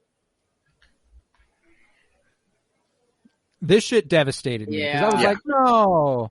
I was Oh, God, fuck, And no. like, like, I just didn't expect to see a freaking heart get stabbed ever. In No, a they movie. wanted you to know. Like this, like he got him in the chest. Sure. It was This the shit went in his heart. He is dead. it was the body This that, line that right you here, need man. whenever it's like whenever someone dies on screen, but they're like, well, but they didn't show his body. This was the body. No, yeah, it was like and have you guys watched Stranger Things 2? Second season? Yeah. Spoilers ahead. Whenever Bob gets eaten by the Demodogs, and they're like, just in case you didn't realize he was getting eaten by Demodogs, here's his body completely open. Yeah, That was that. damn it, dogs. That's what they called him. It's In the just show. such a dumb name. Dude, I love Stranger Things. What It's else one, would it's in you the vein call of him? this. It's so much fun. It's a Yeah. Like, it's Demogorgon just- dog, a Demodog. Come on, you're not coming up with anything else. You're telling No, me if I'm you're in not- their situation. You're not coming up with a single other- Obviously, I'm calling it a Demodog, but it's so dumb.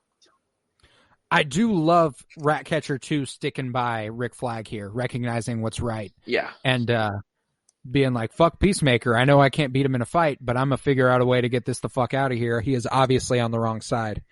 And we're about to get that second use of that catching you up storytelling, the which 5 minutes earlier. yeah. Spitting he- facts. Why kill me? Like, Because I'm thorough. he got a little power hungry here. You know, I'm thinking, here's the thing is that I hope they build on the emotions I read into him, where I see like the slightest bit of regret. Yeah, no, Like- he doesn't want to, but he knows he has to because even if they destroy the hard drive, they're still alive and can tell the story. Yeah. what's the quote? Like, blindly following orders makes you a pawn. What is that from? The Bad Batch. Wow. I was like, I remembered. I'm like, Yeah, it's from something recent. Hunter spits Yeah, like, that. yeah. Hunter spits that at Crosshair. Blindly following Freaking- orders makes you a pawn. I mean, Fucking poor King Shark here getting betrayed. Oh, bro. He finds these little shits and he's like, ha ha ha, little friend. And it's all so cute for a second. You're like, finally, fuck yes. And then you realize not even these little shits were his friend. And obviously Poor these dude. little shits aren't like, they look like they're gonna like fucking do something. Like they're You not think just so? cute little fish. See, I took this as like it was personalized, like Cordo Maltese's rulers were like bred a certain type of fish that they thought were really cute. They really liked him, so they kept him here in this aquarium. I was like, oh, that's cute. Nanawe found some friends. Yeah, but that aquarium would be in their fucking house, not in the giant fair. fucking prison complex for a starfish. That's fair. That's certainly fair. I just like to hope the best for King Shark here. Oh, and I love the way that they're mirroring him, like literally building the shape of his body with their Aww. He's so cute. He's so cute. oh, look at him go, man. look at We're him. about to lose Milton. Like, I love, they didn't have to include that scene at all, but they just did, just because they could. Well, no, they did in a little bit. What? Okay, well, like, they didn't need, like, him playing with them all cutie and, like, Oh, them yeah, that's having fair. a moment, you know, like, But he got his one happy moment in the sun for this I'm movie. glad You they know, put that in there. It was basically just fan service as a movie, but not. I mean, it's kind of fan service. I mean, I think it's just like it's that just good. Yeah, that it's it's just like good. it's It just seems good. like fan service all the time. Like, damn. But like it's just objectively it's everything you didn't know you wanted to be done with these characters. Like it's like no fan could have possibly idealized it, you know, so like it can't be fan service. It's just well executed. just Hollywood taking themselves like not seriously, like just needs to happen more. Like it just makes so much better movies. Like When the creators just get creative freedom to do what they want and have fun doing what they're doing. Like that's the shit.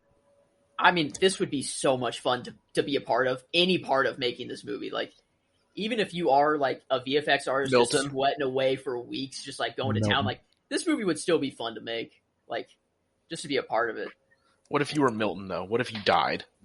I mean, Because still, everyone who dies in a movie dies in real life too. Oh, I forgot about that. Is that true? That's Yes. true.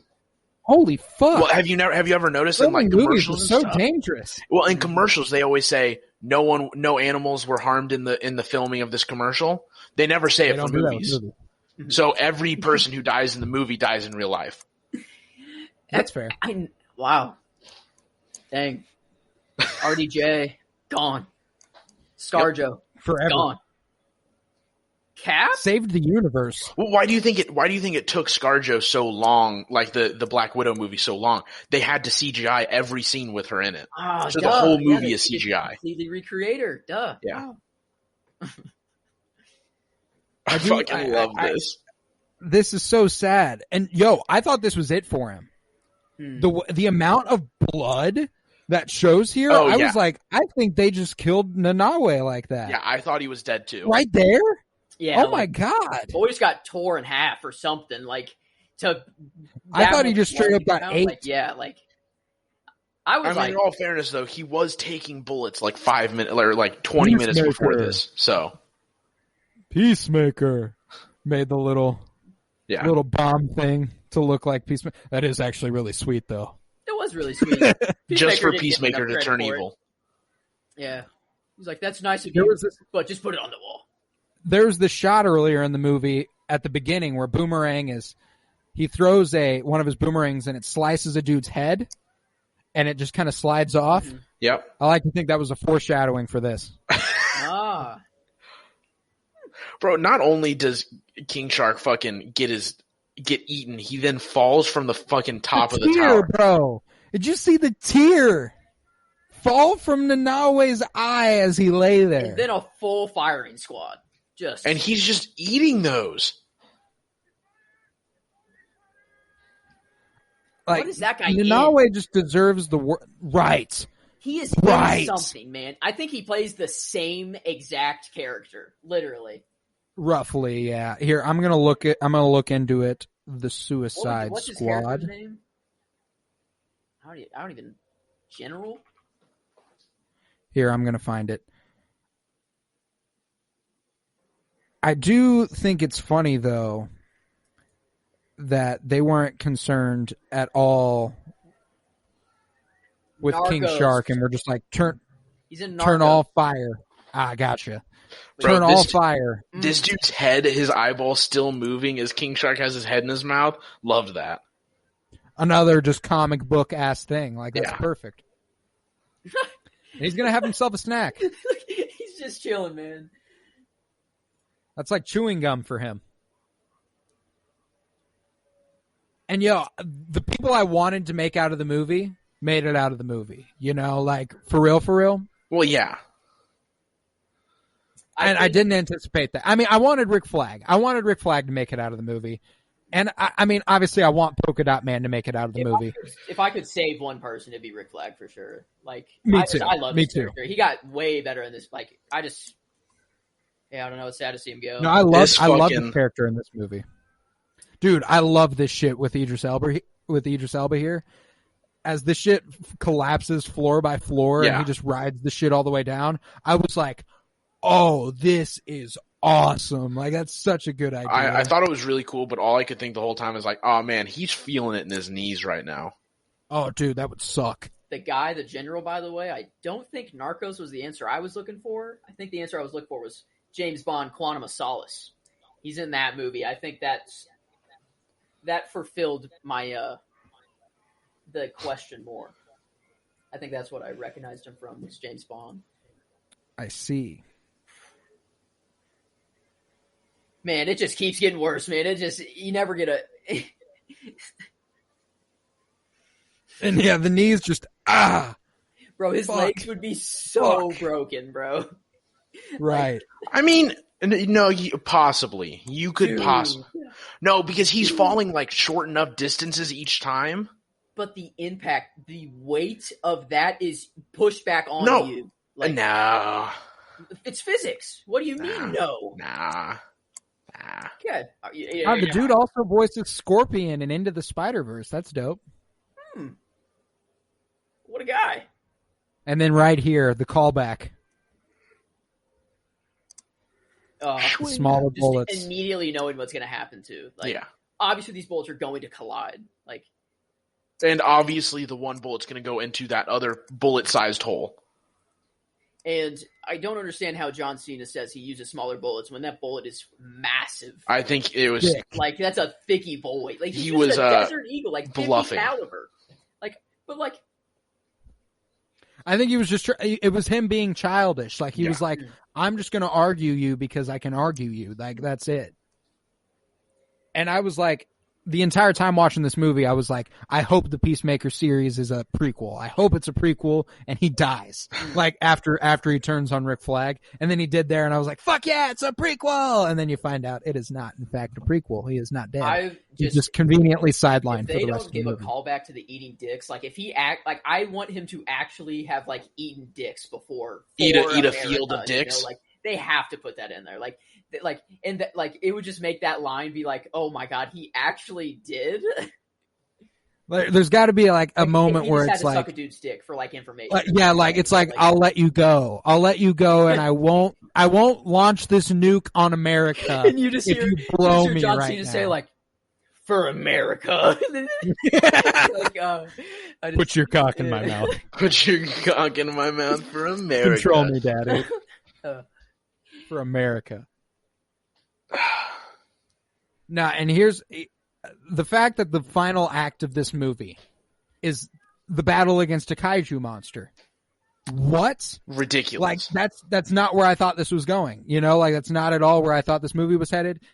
And it is ultimately a battle against a giant monster. That is the end. They did exit through the front door. They did. They did exit through the front door. Would you look at It that? was just collapsed by then, so it was easy. And the military was pretty much gone at that point, too. I mean, no, the military is still very much there.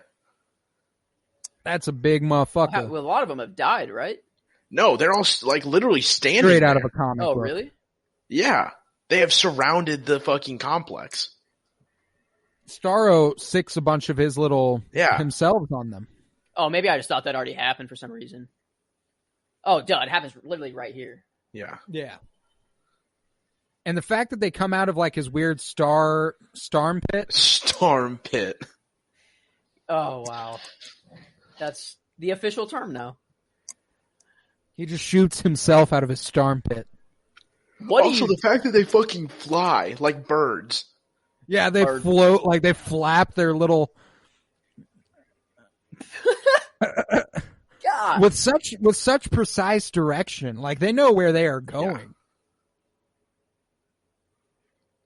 I mean, in fairness, though, we do see a bunch of them miss. True, we do. A bunch of them do just flop onto the ground. And then continue to sit there and just fucking flop. True. Okay, that's fair. Harley Quinn just in the nick of time. How is that not obvious by now? To cover your face. Yeah, obviously. And I love that he's not even concerned. Not going to cover his face. Picking him off. Pew, pew, pew. It's just 3D, that shot would have been crazy. Yeah, this is what you do in the situation. You either just you do it yourself or you just let it happen, man. I mean, no, you cover your face up. I guess, yeah. Cover your face. What if you literally just fetal position and just put your literally just went like this. And then all of them fucking flopping off a king shark. Yeah, like they wouldn't even be able to do that to King Shark's face. Well, I mean, They'd have to have, we like, see 8 of like, them. yeah, we 8 see of them all 6 over of them his hit his face, and they all just like bounce off of his Yeah. head. Maybe they're like, you know what? We're related somewhat by the Bro, water. the fact that the Corto Maltesian government is just like, we've had 3 new rulers in the last week. We're here to take over. Last day. Yeah. This is our 3rd new ruler today. And the revolution ultimately just being able to go in there, and again, another callback to Rick and Morty, but the Purge episode where they run up in the rich room and just murk everybody in there. That's what just happened. Maybe Rick and Morty is the new Simpsons of predictions, but it just predicts future movies. That's all it Yeah, does. it's like well, that's the thing, is that its storytelling elements are so Ridiculous. universal that like universal and ridiculous you can just apply them to practically anything. Yeah. And Star was just like, please leave. I just want a place to chill. I mean, The screams. Yeah. And the way he does like cartwheels everywhere. Yeah. He'll walk imagine or him cartwheel. Just freaking Cartwheel. just full circle motion, just like rolling. But Bro, dude's kind of more thick. efficient, probably. No, but he is a thicky boy. That is a thicky boy. We got a fucking kaiju up in here.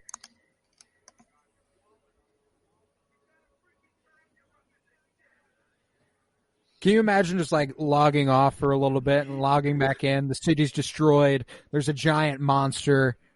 Like you'd imagine, like it couldn't get much worse, right? Like than when I fell asleep. It's probably the worst it can get for Yeah. a city. And I also appreciate that, like, they could have ended the movie here and just been like, this is what the Suicide Squad does. But they're like, nah, we're going to push it that extra bit and show you how they've developed. Yeah. Just in this short time The here. Suicide Squad doesn't just cause ruin upon cities. They save the city afterwards. Exactly. It's Avengers. That was just sad. Yeah, they didn't need to put that. You just a child being scared for her life. That's like, okay. I mean, the child's dead, so. They did need to. That's what needed to happen for Bloodsport to get the motivation to be like, all right, I'm in. I hate what the armpits look like. Me too. It's bad. It makes me ick. Yeah. Just not quite the biggest fan there. Otherwise, super dope design.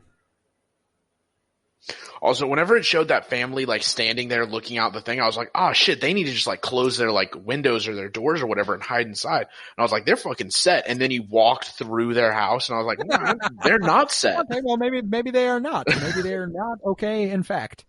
look at all the bite marks just on King Shark. Yeah. Homie's got like, Oh, are those, they look like, are those from they look like the Staros or little, the... No, they're they're from from the little fish. things. Little guppies is what I does like he to heal call them. fast? Does he have like fast healing or something? Or is he just like a tank? He's just a tank. He's a shark, you know? Look at them. Man, that is crazy how real they made him look for a like a humanoid shark. Yeah. I love that Bloodsport's and like he's like, fuck, fine. And I love that we've just been getting this from like all of our Star Wars media with like Hunter being like, fuck, fine, and Mando being like, oh, do the right thing, fuck, fine. I kind of wonder, do you think they implanted a bomb in Sebastian too? You're like, if you go off mission, you little shit. So help me God. Mm. I was so concerned here because I was like, what are they going to do? Like, I really thought can blow their I heads really off. thought she was going to kill all of them. Like I was like, I'm like, yeah. so she's gonna glad kill all that of them. one of the, so glad that like the point of their whole story here was for them to eventually get fed up with her shit too. Like it's like ultimately people got to stick together. Fuck the good of the country, the public opinion.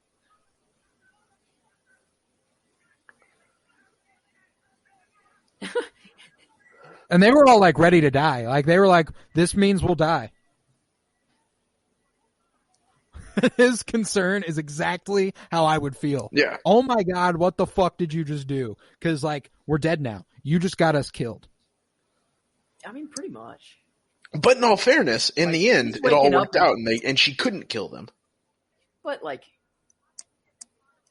yeah, I'd say she could probably kill him if she wanted to. Because like Americans become the hero after this now. Exactly. You know, like they saved the Corto Maltesians from the Starro monster. Like it's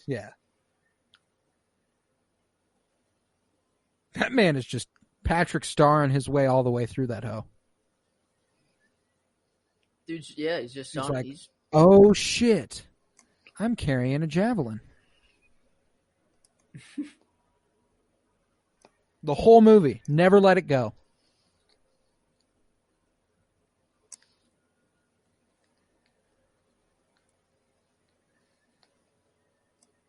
I mean, like, how could you even begin to fight something like that, though? Like, No, yeah, like you're fucked. And what's funny is they like the way this culminates, obviously, and I love this, the weapons upgrade for Bloodsport here. Just keep on adding the additions here, and it keeps getting bigger and bigger. I guess the closest thing to call this would be like nanotech or something, but yeah, man, the concept is so cool.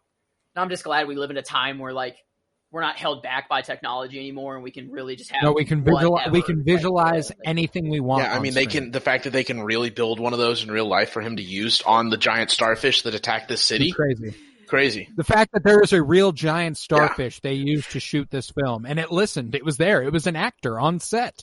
Wonder how much he got paid. I heard there was a whole union dispute with all the little starfish. Like, they got paid way, way less than everybody. Well, they were mad that because the big starfish got all the starfish budget. Like 99% of the starfish budget went to the big starfish, and they had to split with that 1%. And they all got paid like other extras, ones. You know? Nom nom? That's all I gotta hear, man. And he did the fucking Hulk jump.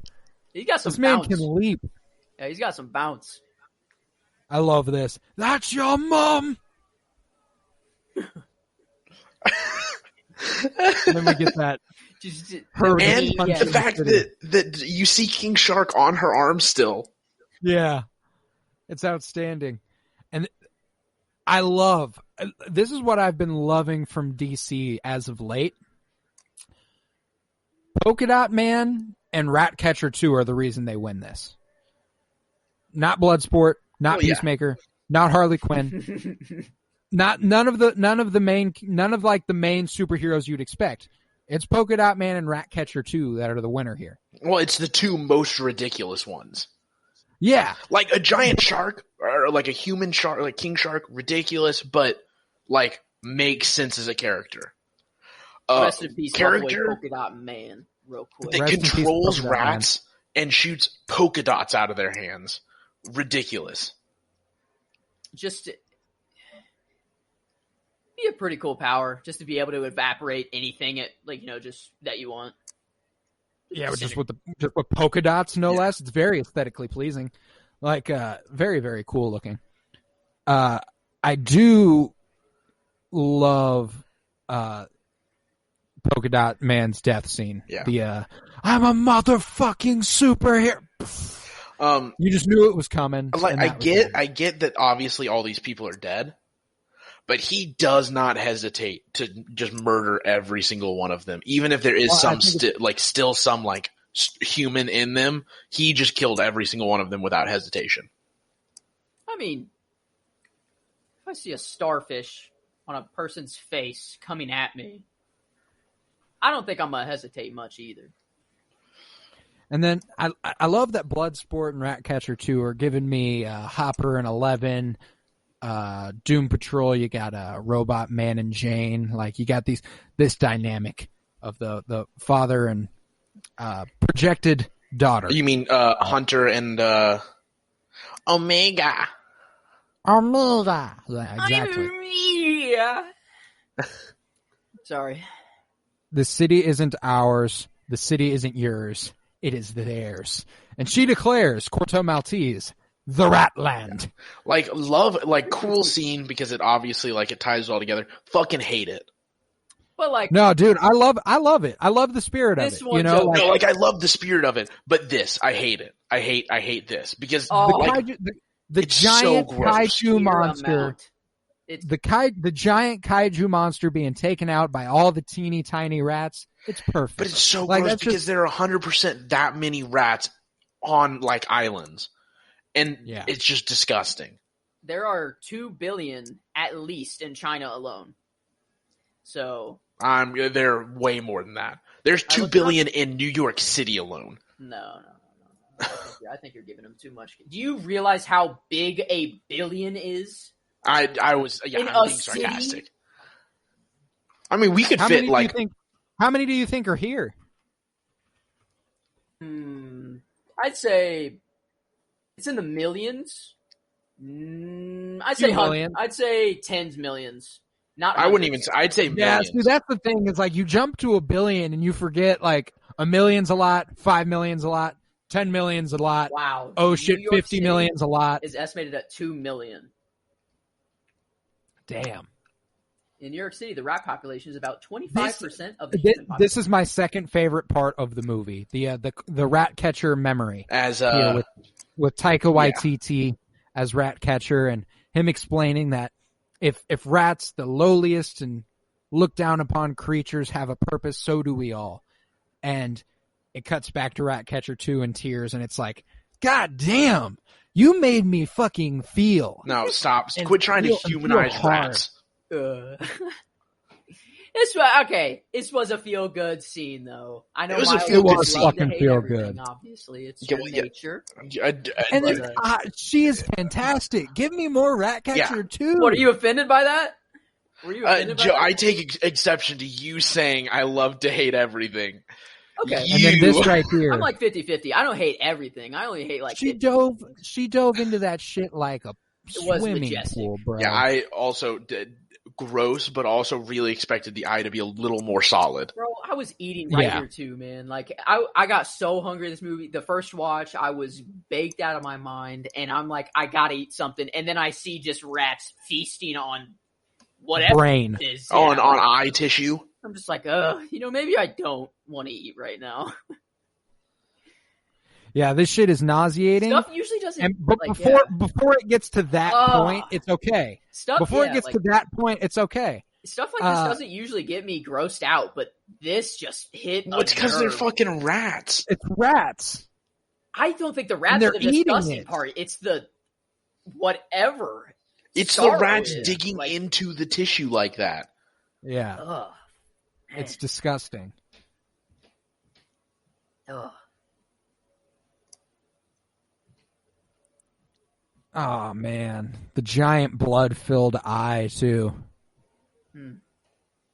And then you got to humanize the Starro.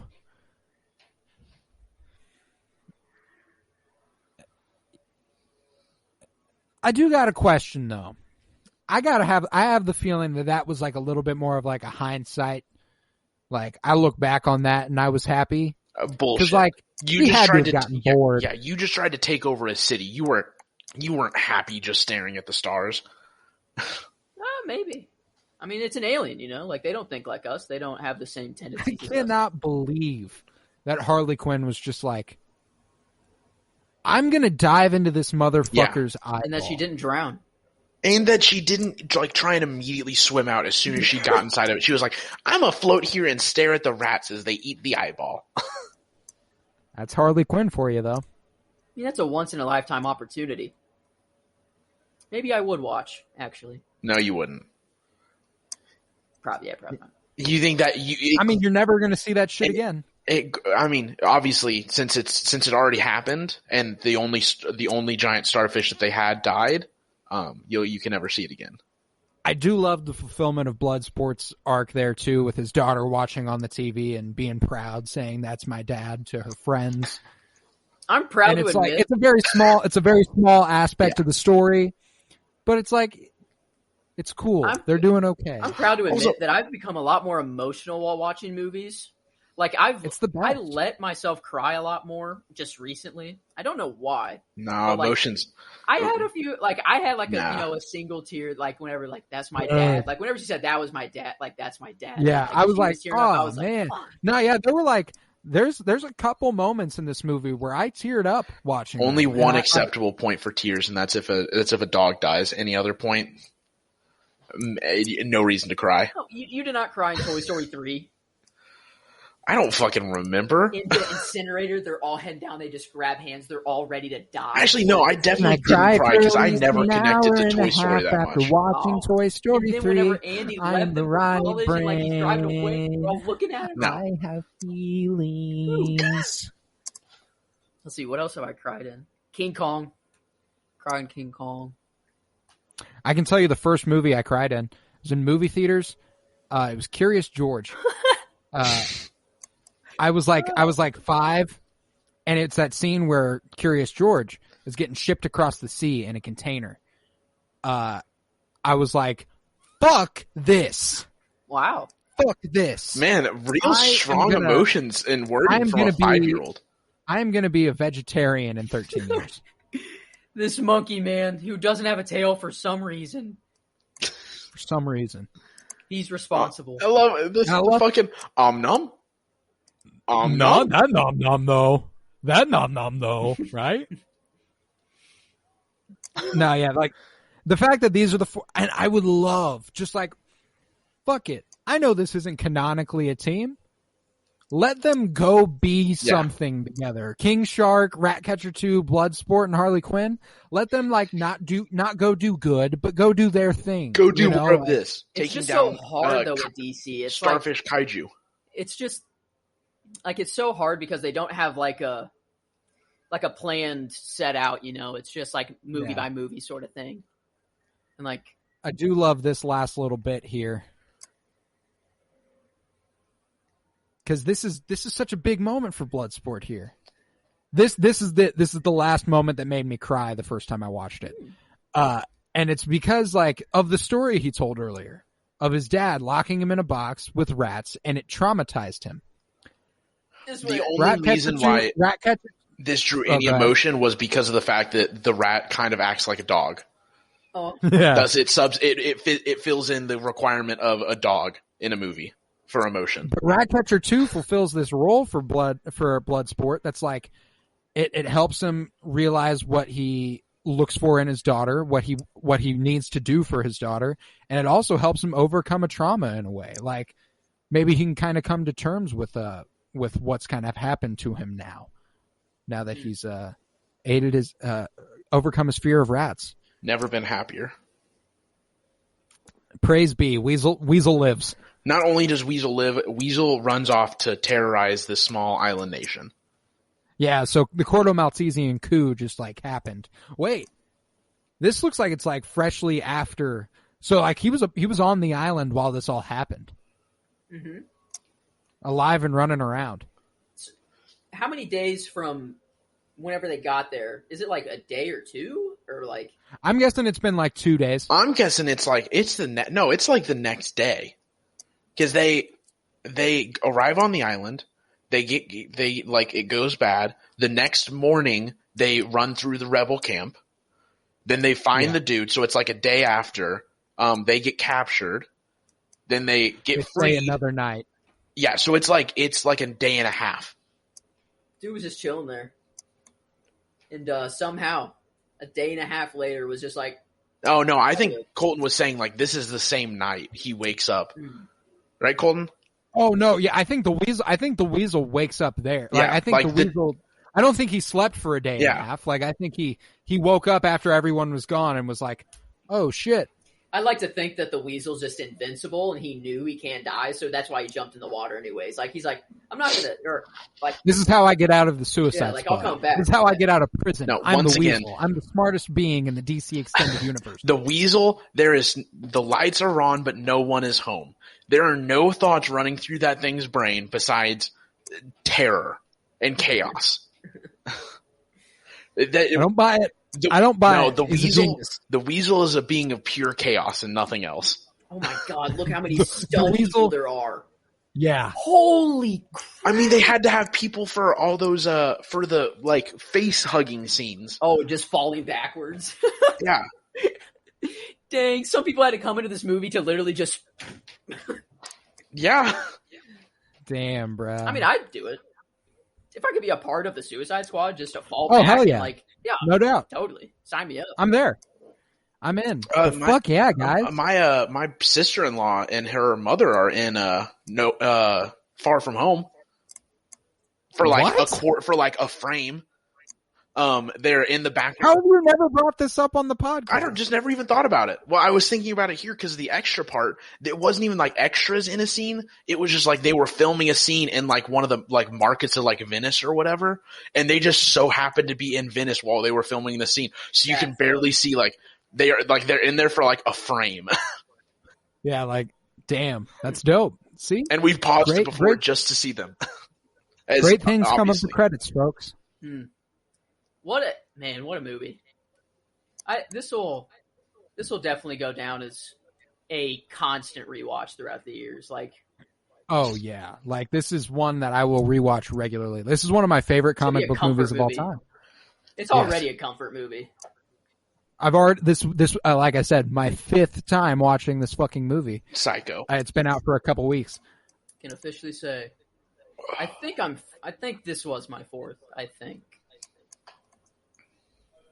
I'll go with Fuck 4. yeah. But man, There's just so much. It's just so much fun. And obviously, we just did a live commentary of it. There's so much to talk about all the way throughout it. Isn't there a post-credit scene? What is it? Yes, it's Peacemaker in the hospital. That's right. Yeah, that's right. Because they're Kind like of sticking around for yeah. it all the way through the credits here. Yeah, because they're like, we don't fucking want him. Joe, have you never stuck around for this post-credit scene? I did not know it existed until just now. Yeah, Yep, you're about to watch it the was post-credit scene. it was for the really first time fun. here. It's because it's so fucking hard to get post-credit scenes on a TV because you can't frame by frame it, and so I was like having to like continuously like skip forward in the credits to the point where I was like, all right, here's the point where they'll actually do a post-credit scene, because it was after all this. It was after like, I was joking with my dad about it because it was after all this, then after all this, then after like the fucking it was Black Widow, sorry, that this was for, where it was like after the fucking like special thanks to this one thing that was, important for one frame of this one scene. Yeah. Damn. And like it just goes to show you how many people work on these movies, dude. Like, it creates so much work for so many people. Like, there's just so much that goes into this shit. You know, my second career choice after engineering was VFX. Like that's what I was going to go into. Be VFX. outstanding. Like I don't know. It's really, I just think it's really cool. Like what I watch. I don't know if you guys know them. I skipped ahead. Just let me know whenever it starts for you guys. The post. Gotcha. I skipped ahead. I already watched it because it's my first time, and I kind of wanted to get a little gist of what it was before you guys did. But I feel you. But yeah, we're at heck the was I even saying? I don't even. we're at 20909, What timestamp is that, 20910, Joe? 20911, 20912. Thank you, Colton. Okay, I'm probably lined up with you. What timestamp was it at? That's a good question. I just skipped and just. I It's just kept okay. hitting We 15. only have 3 minutes left, so Yeah, we only have a couple seconds left of credits, and you know what? That you ought to stick around through the credits.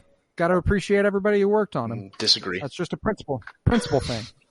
Man, that's just so like. They should just like you. I mean, because like who else would have known the work that Jerry Sue and Spencer Kelsey and Lou Manchilla ever did on this movie? You know? Igloo Music. Oh, I thought that was okay. That's just a company name, yeah. not an actual name. I'm fine with the credits for like actual people that did work. Once it gets to like this company and special thanks to this company and special thanks to this company, Yeah. I don't care. Yeah, Have like Here's the have like soundtrack, though. have like a credits and then like a downloadable credits that you can go online and look Goddamn. up. Folsom Prison Blues, People Who Died, Sucker's Prayer, Samba na Sola, Adagio, Whistle for the Choir, Sola, Point of No Return, Can't Sleep, Kemtium Hoga. Mil tambor. Rain. I ain't got nobody. Special thanks Fucking to great. Lynn Wein, bro. Special thanks to you. And Jim Lee, Frank Miller. These are a bunch of comic And book Microsoft, artists. apparently, was in there. A special thanks to Microsoft. Don't know what they did. Why does this sound like this sounds like Polar Express music? I see it. Thanks to Quebec. shout out the city of Yeah, Quebec. once you're thanking the Quebec Production Services Thanks- tax credit, thanks- I don't care. Bayern. Thanks, Imp.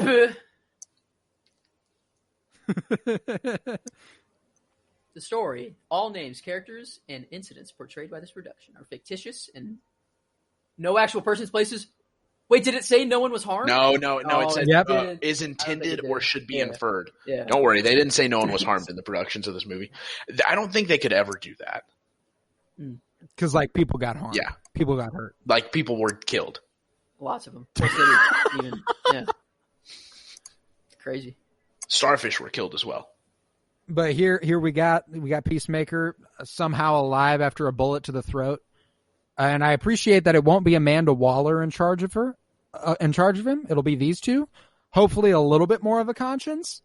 Yeah, hopefully Amanda Waller is just fired. Maybe when he just sees Or the fact killed. that his whole team was against him and he was the only one that was like, No.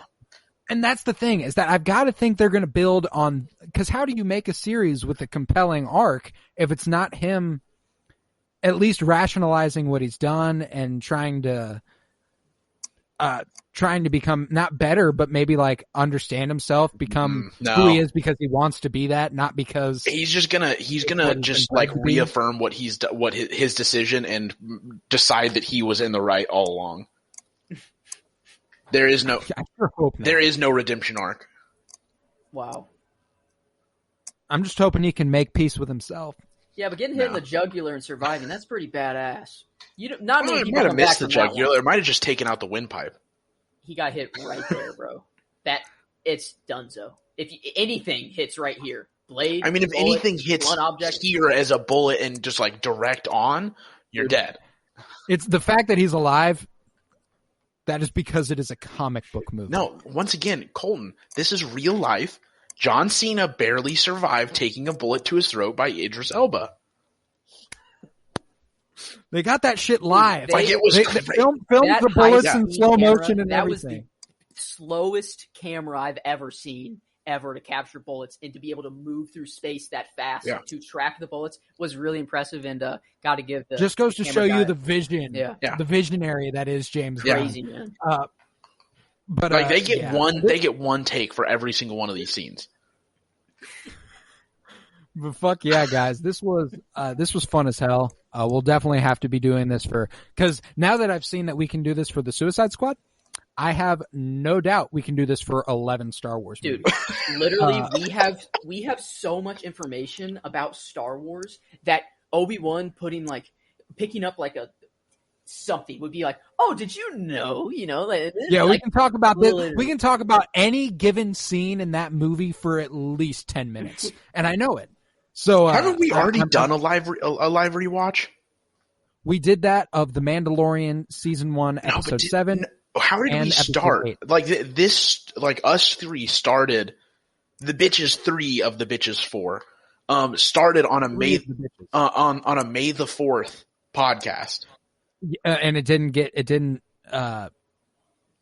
render. Like the shit fucked up. Like we ended up recording a whole thing and it didn't matter. Did it? really? No, Yeah. no. It got posted because I remember it got posted because I sent it to my parents and they listened to it and they called me a nerd. That's right. No, there was one for It was May the it was 4th. another podcast. It was another podcast I was trying to start before I decided to just say fuck it and make this the podcast where I put everything. Yeah. May the 4th Spectacular. We recorded that. There wasn't a live commentary, I but it could have was just sworn. Well, you're right. It wasn't a live commentary, but we did it. I could have sworn we did it over like a movie or something. But maybe it was just Man. Star Wars. Maybe we just talked about Star Wars for like 2 hours. I think we did. I think we just talked But about Star Wars in general. we're You're gonna right. have to get the bitches 4 to get on these the commentaries, and I say we do those chronologically. Not the maybe in the time they were released, or perhaps 1 through 3, Rogue One and Solo, or Solo and Rogue One, the original trilogy. So and then story the order. sequels. Maybe.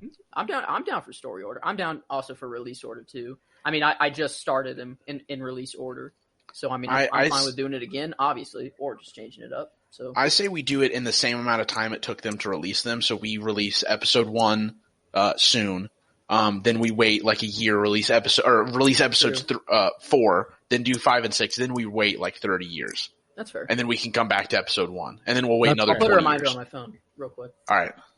for 30 years That's in fair. the future.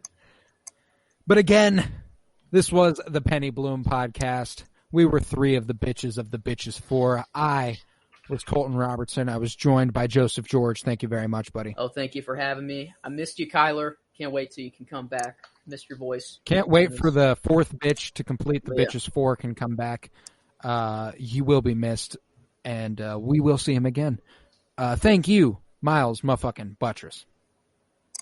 Thanks for having me, man. Happy to be back anytime. Next week, even? Maybe next week. Maybe. Mayhaps. Happy to be bitch 3 of the bitches 4.